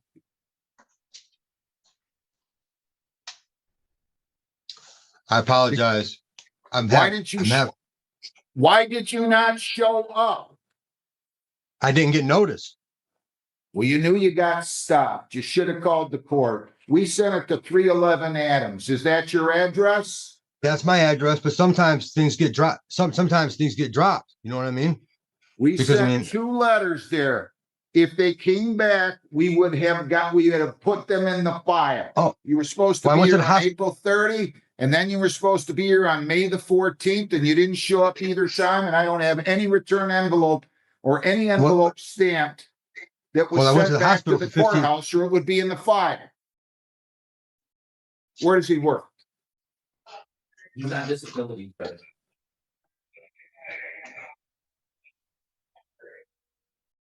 he has no prior cases. He did tell me about his mail issues. And he's got prior cases. I mean, he's got a heck of a history here. Home invasion 98, impaired. You can't hold that against me. You can't hold that against me. You can't hold none of that against me because that was over 12 years ago. You can't hold none of that against me. 10 years or older, they don't hold it against you. Sure, it is your history. I will tell the court that it is pretty old, and you make the right conclusions based on that. Okay? You can always. I'm getting mixed signals. I'm getting mixed signals. Yeah, you're going to talk about my history. Just 10 years or older. Really? Thank you. I could just go to some trial with it and then show you that they kept me in the police station for 2 days before they took me to the hospital. Sir, to even prove that I had we're drugs in my talk system. about the substance, especially. They kept me for 15 days in the hospital. And then, now you ain't doing it. Just let me go. I'll come to court and I'll take care of it. I promise. Sir. I just didn't get notice. Attorney next time who will discuss those issues with you. Today, we're just concentrating on bond. I was reading your history as I was reading it to myself. You can't read my history because it's over 10 years old. Don't interrupt. Are you dealing with me or him or them? He's switching me around. Why don't you stop switching me the fuck around, bro? How about you stop talking and listen? I'm going to set you down now. You cannot leave the state without the consent of the court. You cannot violate a law. You must appear in court as directed. If you're gonna be so defiant, that tells me you're a flight risk, 40,000, 10%. No alcohol, no marijuana, no illegal controlled substances. None. My bond is 40,000? 10%. It could be Can't be 40,000 because cash if you use it the can't be F-bomb because again. I have 2 misdemeanor charges, bud. Sit back. We're going to trial then, bro. Sit back. It came went from $750 to 40,000 over nothing. I'm fucking this whole state up then, man. You got We're going about all the way to 50 Supreme Court. We're going to court on this. You got about You can't 15 sit there and take me from a $250 bond to 40,000 for nothing. You just use the F-bomb. You're disrespectful. I think you're a No, flight I'm not. risk. You got 15 I'm criminal not. How am I a convictions flight on risk? you. Listen, I live right here. This is I don't even have a car. Stop interrupting. I can't hear 40,000. for one. Well, you seem to be able to hear when you started to defend yourself. 40,000, 10%. You cannot leave the state, cannot violate a law. So you keep me in unless jail the you're- whole time? Listen, if you give me one more bit of guff, I'm setting this case for next October, and I'm setting a bond of 100,000 cash. You want to keep going on, tough guy? You want I'm to not keep being going tough. I on, can't. tough guy? Feel free. I want a Here. PR bond. I want to go home. I want to go home. I want a PR bond. 40,000. Please. No, Please. no, no. You're Well, disrespectful. then I'm suing you then. Good, sue me. Okay, come on, bring it on. Can't wait. I'm never going to get out, man. 40,000. Come on, man. Don't do me like this. Will the court What? give the soonest possible? Yeah, I'll do that, but he's not gonna yell at me and talk. Use I didn't the mean to yell at you. F-bombs. I can't. I'm deaf. I didn't mean to yell at you. You use the I F-bombs. apologize. Can we start over? No, Please? no, Can we start over? no, Please? no, no. Please, can we start? I can't hear you, so I'm yelling. I'm not You a use- tough guy. I just. You use the F-bomb with me. No, I didn't. Oh, you did? I never cussed you. I would not disrespect you. I just. I can't. I Listen. wouldn't disrespect you like that. I apologize. Listen, Please, my mom's dying right now. Will you please let me go home? I'm convinced you can hear a lot better than you think, or at least letting on, because all of a sudden you were able to comprehend. Now, I'm not going to argue with you. I'm telling you, it's June 11th at 9:30. 40,000, 10%. One more word, and I'm setting it for June 25th. This is a different charge. Why are you doing 2 different charges? That's not me. Well, you read right now. That's not me. June 11th. That's not. We're gonna get you in front That's of 2 the different court, people. and the court could review your bond at that time. And you can discuss the issues with your attorney at that time. Oh, you're my attorney. Well, so I don't know how it's going on I here. said, I get 5 different things going on right now. That's all. June 11th is your next court Thank you, date. sir. That's what you're saying. One thing I've decided, Mr. Williamson, I'm not listening to tough guys. You got it? You want to play tough guy? Get into I'm not playing WWF tough or guy. something. I don't know what to tell you. I'm sorry. I apologize. No, it's not good enough. I'm half deaf. I didn't know all the screens were up. I could set it. I could just find you in contempt of court. I didn't know Lock that you up all for the screens 30 were up. days. One more word. I'm going to do that. I'm telling you. I have mental June 11th is a disabilities. Just couple hold of on. days. I have mental disabilities. Cut Can him you give me off. 1 second? Cut him off, Lisa, please. Anyway, let's look at Mr. Rodriguez. You are charged in a felony complaint that alleges that you were carrying a pistol in a motor vehicle.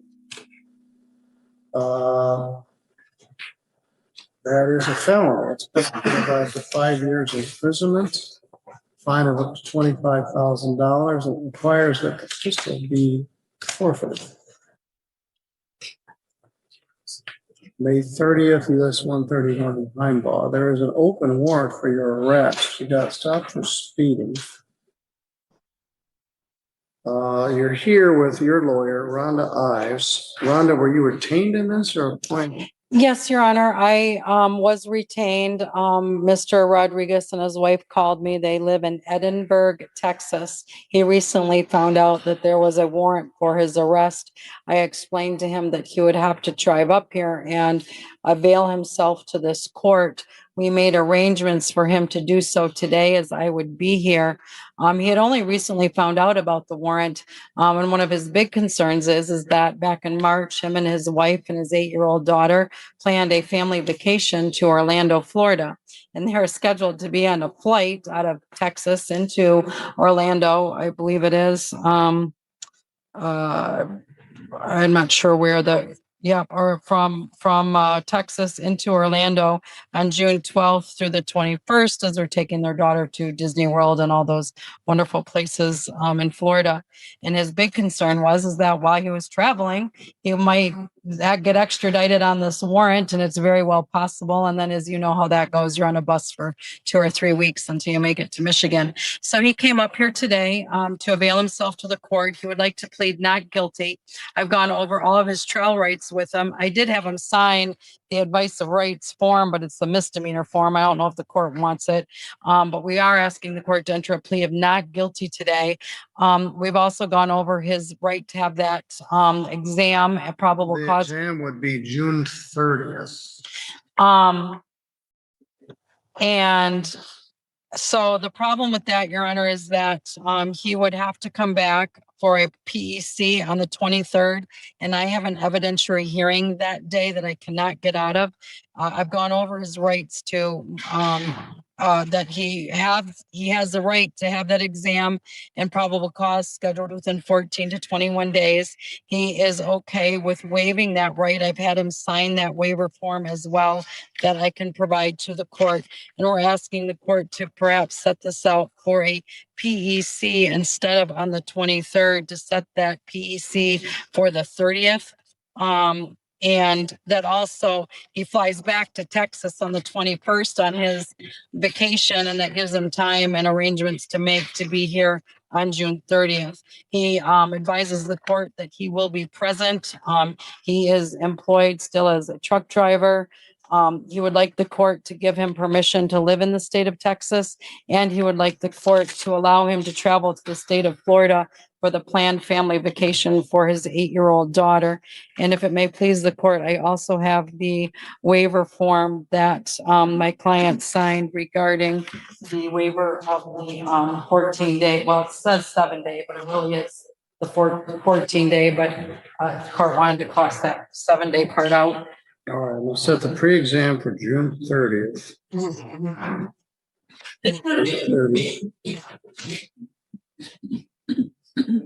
And the prelim would be July 7th. Yes. At 1. All right, I'm going to recall the warrant.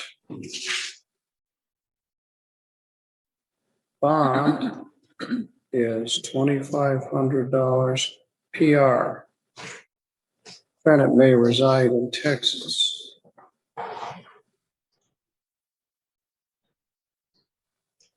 He needs to get printed. Kyle said he's sending an extra deputy up here. So I don't want him to leave till he signs the PR bond form and gets printed.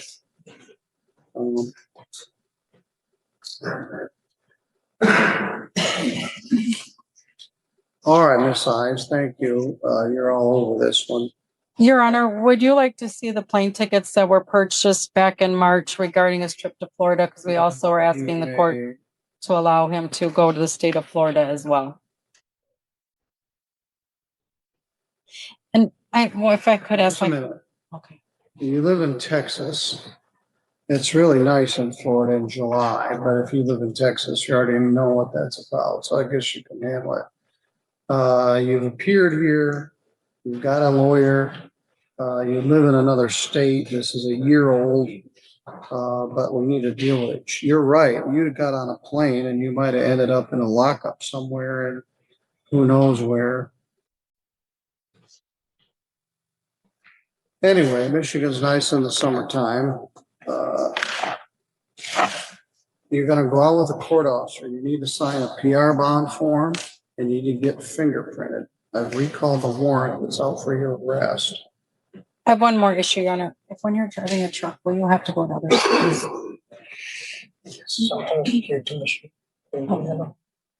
So that means, But okay, right now, I can do Texas only. Texas only. Okay. For now, his employment, he can stay in the state of Texas and drive truck. I wasn't sure if we needed to address other states in which he may have to do because he's an over-the-road truck driver, but at this Well, if you point, need to, may drive to other states. so is the court granting him the opportunity to drive over the road? Yes, yes. Okay, thank He you. needs to be here on June 30th, and we'll drive to Texas and And Your Honor, I've made him aware of these dates. He does know that he will have to appear back in Michigan, and he assures the court that he will. Thank you. all right.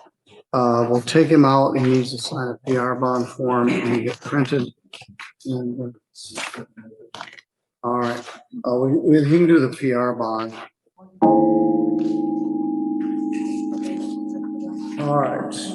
Let's dial up this chat.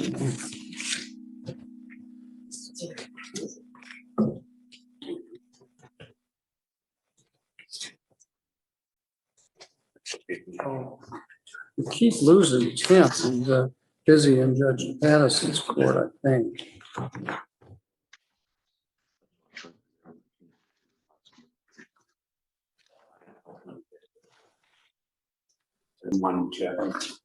What? Is she here?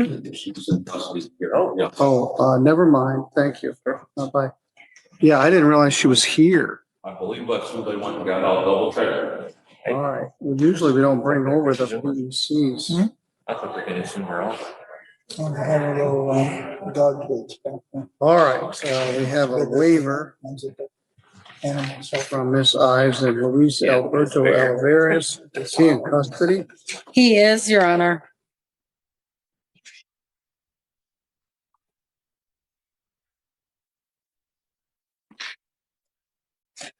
There are actually two files.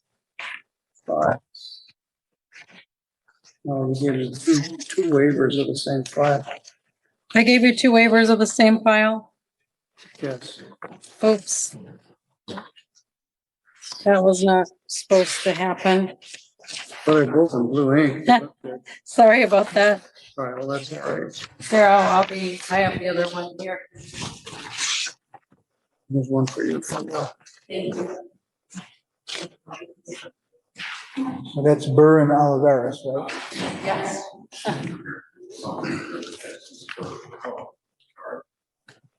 She's not here? All right, I didn't think she was. I'm sorry. And we also have a waiver in Billy Joe Burton. And I'll execute those in a minute. He's also in custody.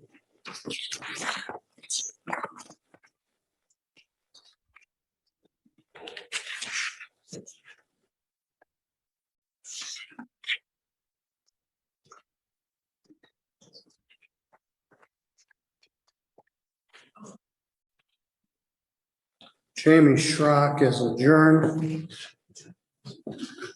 Gary, I got a new email from the assistant that's been assigned to that case. That's Aubrey. It's like the tail wagging the dog. It's like, well, hey, I can't be there for that date. It's like, well, we'll see how. Oh, that's the one that they assigned, not Aubrey. You're talking about that Holly Yeah. or something? They assigned it to some other young assistant and she's got a full caseload. Anyway. We'll see how we do. All right, let's try again.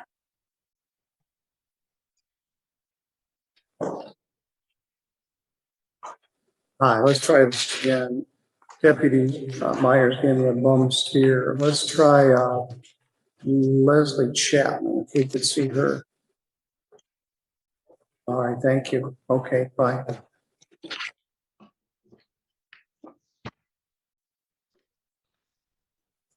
Looked a lot better than it did at 7 a.m. It was dark and pouring rain when I came in here. Didn't ride your bike today?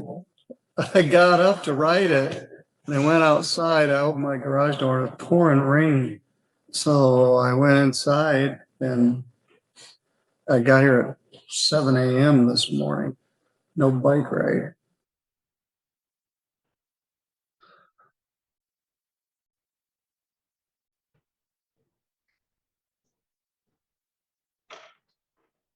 Ruby, no one has apparently showed up for this PPO matter. I don't see anyone. Laura, could you bring me that PPO paperwork for that 1030 case? Oh, are they? Have them come in. Apparently they're here. I was not impressed. Not impressed.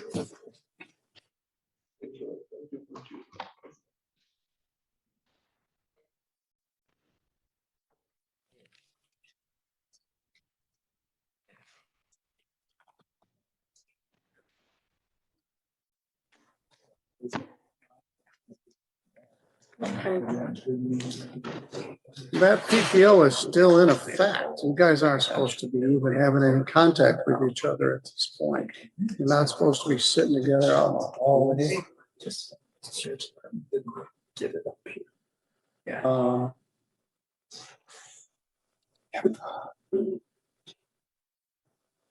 We've got some other business to transact. My apologies. Your hearing got set in the middle of what was a very full morning, but we're on the home stretch, so we'll be with you in a minute. If we could get Mr. George for a hot minute, we could do his 2 no-shows.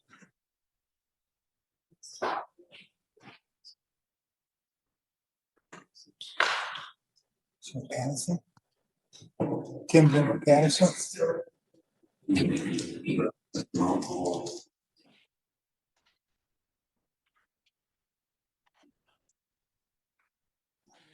There's a lot of openings for prosecutors. It's just that the branch probably has a few. Cass definitely has a few. We're gonna start doing job fairs at the judges. Look at it. They posted that process Cass a couple weeks ago. Right. And then WWT articles here. Well, that's the thing. I mean, I don't know why Herman pointed to Scott. Yeah. That's but if I don't get mine on that stuff gone, so somebody's gonna fight it and find it. Still fighting the primary, there's not 2 parties. Yeah. And then obviously I'm looking at them, things have them trouble finding somebody. Then if somebody does write in, then they'll never be on the ballot. Yeah, timing is not good. Yeah, I guess that's why Victor's just over there. For now, it's Karen Morris. Good fun. Okay. So and she's on. Gotta put up with. Is this a no contest plea? It is, Judge. Do you have an affidavit?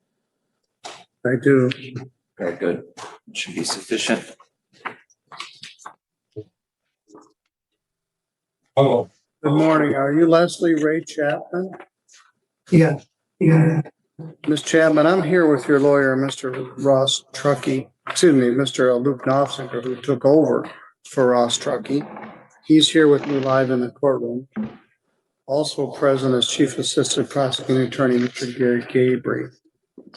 You're charged with a felony offense, aggravated indecent exposure. We don't see a lot of that, fortunately, but it is a felony. Let me get back into the correct file.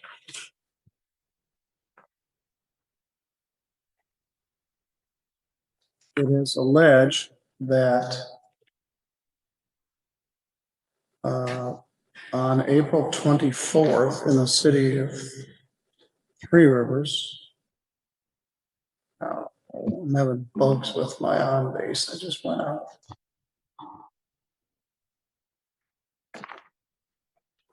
Should create bug report. All right, then my program kicked out. My apologies. Let's try this again. It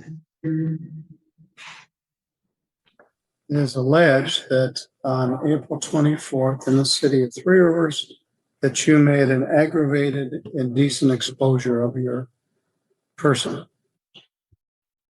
That is what's known as an old-fashioned high court misdemeanor. It's punishable by up to 2 years imprisonment and a fine of up to $2,000. Prosecutor Gabriel has offered to dismiss that charge for a plea to a misdemeanor charge of indecent exposure. Plain old indecent exposure misdemeanor, which is a misdemeanor punishable by up to a year in jail and a fine of up to $1,000. According to your lawyer, Mr. Knopfsinger, you're going to plead no contest to that charge. Is that correct, Ms. Chapman? All right. By pleading no contest, you don't admit what happened, but you also don't deny what happened, and you would allow or accept that a conviction would enter. If you were intoxicated or you don't otherwise have a clear recollection of this, a no contest plea would be appropriate. Understand? Yes. I think you might need Judge Patterson. Maybe. Good morning, Your Honor. Good morning. I hope this one works better than it did back in the '60s. Well, have you started yelling at me? No, I haven't, but I'll be back shortly. You can well, do your that. case, I think, is next door. All right, anyway, I apologize.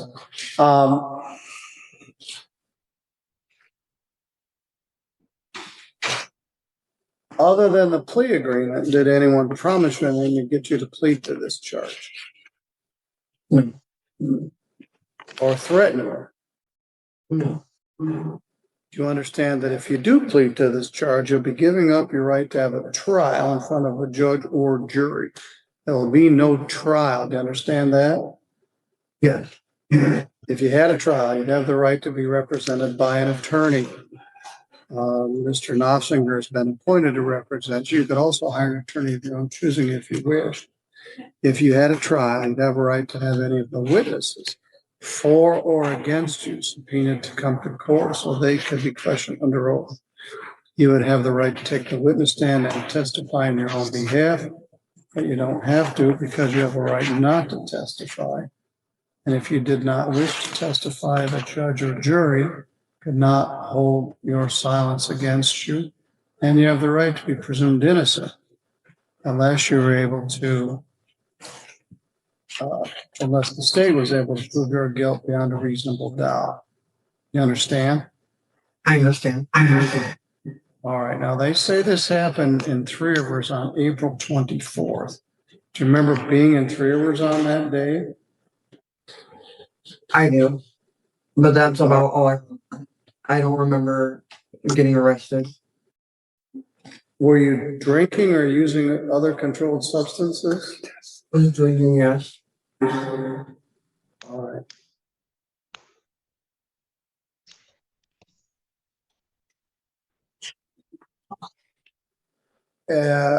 According to the affidavit of the bond information form, early that, well, I guess this would have been about 6 o'clock at night. Somebody got a dispatch that you were naked in public at the area of South Main and Michigan Avenue, that you were had your pants down or touching yourself. You said you were having a hard day and that you were sorry. Mr. Gabriel, are you satisfied with that factual basis? I am, Your Honor. Mr. Knopfsinger? Yes, Your Honor. According to our jail roster, you've been in jail for 14 days. Mr. Chapman, where do you live? 120 River Drive. Rivers. Out at Long Lake? Huh? Where's Willow Drive? I'm trying to remember. River Drive. River Drive, okay. All right. Are you employed? Not currently. I'm working on my ID. Who do you live with? A friend of mine. Say that again. A friend.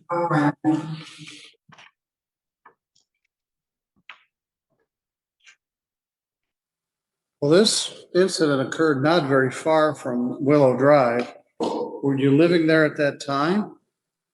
Yes. Where are you gonna go if I let you out of jail? That's where I'm gonna go, River Drive. Mr. Gabriel, do you have a number handy for indecent exposure? I'm sorry. The pack card code for code? indecent exposure? I believe it's just gonna be 750.335 A. I don't know if it's A2. I think it's A2. I used to have one of those little white books around here somewhere. Which you and I both grew up on. They're historical artifacts. Yes, Um, it is 750.335A. 335A and then 2 2A. 2A. Because B is 2 years. All right. In my view, 14 days in jail is sufficient for this. Judge, that I had a number a little higher there. I had she was arrested the 24th of April, posted on the 29th, and then she's been in since the 28th of May. All right. So she actually had some more days. Yeah, up So front. she had 5 days plus 14. So she has 19 days credit. Yes, Judge. How did you end up back in jail? I missed my court date when I got PR bonded, and then I showed up at 1:30 when the court was actually at 8:30. So I ended up getting a failure to appear for that. I'm gonna waive the fine. I'm gonna waive the attorney fee. You $125. Are you seeking any mental health counseling or anything? Working on it. Like I need to. Yes. I'm gonna make that $125 due by July 30th. Okay. I gave you the minimum allowable fine, which is $125.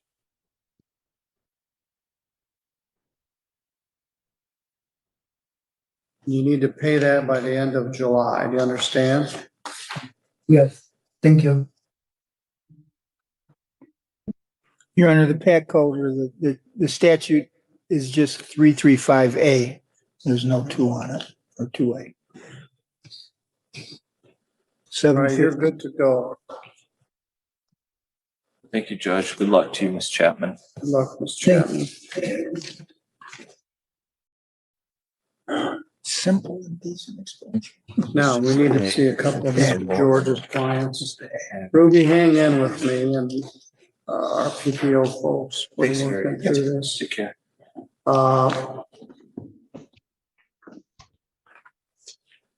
I'm good to go. I actually need to see Derek Lightfoot. Good morning, sir. Are you Derek Lightfoot? Yes, Your Honor, I am. Good morning. I'm over here at the courthouse. Your lawyer, Mr. Tim George, is here with me. This is file number 261000FY. People versus Derek Lightfoot. Mr. Lightfoot, you're charged with resisting obstructing police officer. That's a felony. It's punishable by up to 2 years in jail and a fine of up to $2,000. Chief Assistant Prosecuting Attorney Gary Gabriel is here, and he has agreed. Let me get rid of some of this stuff.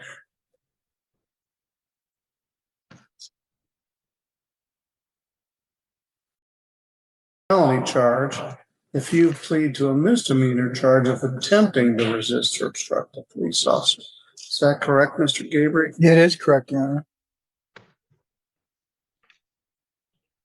Attempted to resist or obstruct a police officer is a misdemeanor. It's punishable by up to a year in jail and a fine of up to $1,000. Do you understand the charge? Yes, Your Honor. Anybody threaten you to get you to plead to that charge No, or promise you anything? no. You've been in jail 16 days. Your lawyer had you sign the advice of rights earlier at the jail. I understand by entering this plea that you're giving up those advice of rights and you won't be having a trial on this matter. You understand? Right. Right. According to the bond form, that's saying exactly the crime of the century. US 12 near Blue School Road, can't tell what time this is. Stopped Derek for a pedestrian violation, walking with the flow of traffic. Would not identify himself. He was detained. Derek took off running. And then the other officer, Ali, came and assisted. So on May 25th, did you get stopped by the state police? Walking down Yes. the road? Yes, Your And Honor. did you decline to tell them who you were? Because I didn't think I had broken any law in Michigan that walking with the flow of traffic. Walking on a highway with the flow of traffic is a good way to get hit, but, and I'm not sure what it is. At any rate, at some point when they were trying to talk to you, did you take off running? Yeah. Because I was scared. And I honestly thought the police had made up the law. I really did. Well, I can't cite it to you myself, but running away from them could be attempted to resist or obstruct. Mr. Gaber, are you satisfied with that? I am, Your Honor. Mr. George? Yes, sir. Is 16 days sufficient for this? It is, Your Honor. Mr. Lightfoot, where do you live? I was staying in Shipshewana on 1150 West in Shipshewana, Indiana. So when I let you out of jail, will somebody come get you? I think so. Maybe. Depending on if they're at work or not. Well, I don't want you just standing out on the front steps of the jail. I'm gonna make arrangements for you to get out of here. Okay. I'm gonna give you 16 days jail credit, 16 days. Again, the lowest available fine, which is $125. You owe me $125. I'm gonna give you up till July 30th. So you're gonna get booked out of the jail this morning. If you haven't got anywhere to go, you can come up here. I can give you a bus pass to get you somewhere in St. Joseph County. Okay. But this was a relatively minor incident that ended up with you running away and they ended up in jail for 16 days.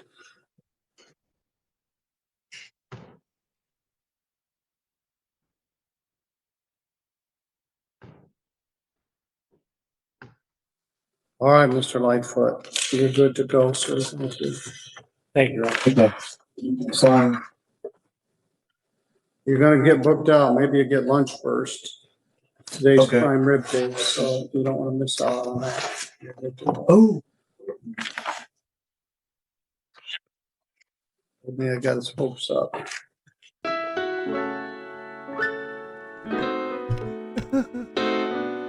Do you think he got his hopes up for prime rib, ladies and gentlemen? That is the question of the evening. Did the poor kid get his hopes up for prime rib on his last day in jail? The little at the very end, it made the whole day of court watching the best. Oh my lord. Just the way he was like, oh. Wow. You know there was no prime rib at the dadgum jail. They don't serve prime rib at the jail. He was making a funny, and I think the guy might have taken it seriously. Oh no, maybe I'm wrong. Maybe I'm completely wrong. Maybe they serve prime rib at the Centerville jail. If that's the case, wow, is it wrong that I'm thinking I might need to get put in jail? Ladies and gentlemen, that's not a thing we're going to do. Not today, not any day. No way. No way, Jose. Not for prime rib, not for prime time, not for any good reason. Uh-oh, I messed my thing up. I was trying to be smooth over here and click my little button. I'm not smooth. Ladies and gentlemen, but I am your lone wolf Usul, and I put these little court cases together for you every single day of the week. And I go live every single night. If YouTube lets me go live, and if Xfinity works and allows me to go live, I am live. Same wolf time, same wolf channel. 8 p.m. Central, 9 p.m. Eastern. For those of you who may not know. We'll have Jill at Yoder. Let's start the credit, shall we? Thank you so very much. Julie, Sassy, Steven, Kerfuffler. Y'all gave some wonderful donations. Thank you so much for your super chats tonight. Ladies and gentlemen, thank you for hanging out all night tonight. Rhonda and Mama were here in spirit. See, there's Rhonda right there.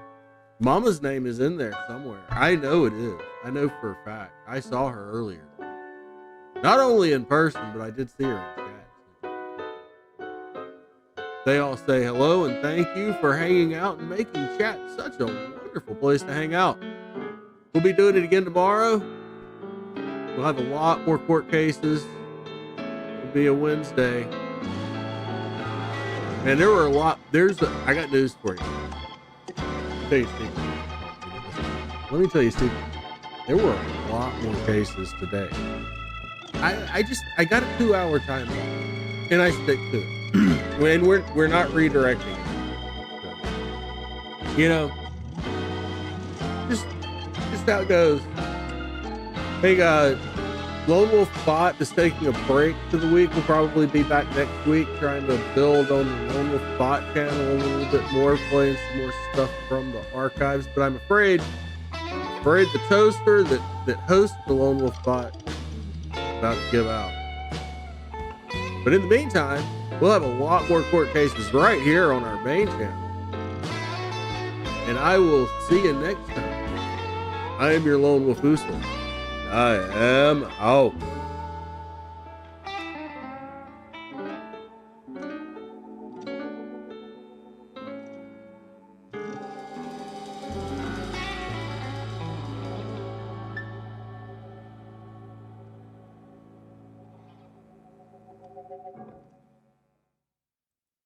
I mean, technically, Felix, it could go over 2 hours, technically. But I have a life. You have a life. There's only so much time that I have that I can invest into editing and making all the things happen, and going through the stuff, find the things that make it kind of interesting. But for now, these are our cautionary tales of the day. And remember, no matter where you are, there you be. Go watch some Ferris Bueller's Day Off or something. I got nothing else. I can't even be witty anymore without being redundant. Just, I love you guys. Bye.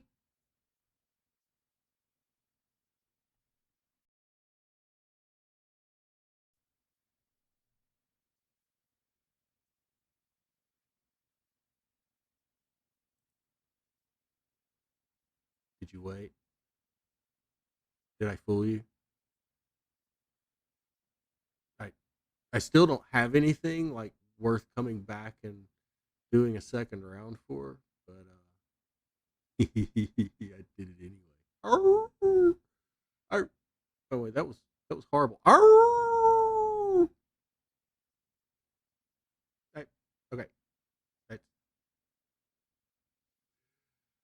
I would call this secondhand embarrassment, but it has to be firsthand embarrassment in this case, doesn't it? Yeah. Thanks, Marzi. Thanks, Felix. Thank you, Terry. Thank you, Bat Boy. And thank you, Stream Boss. See you next time.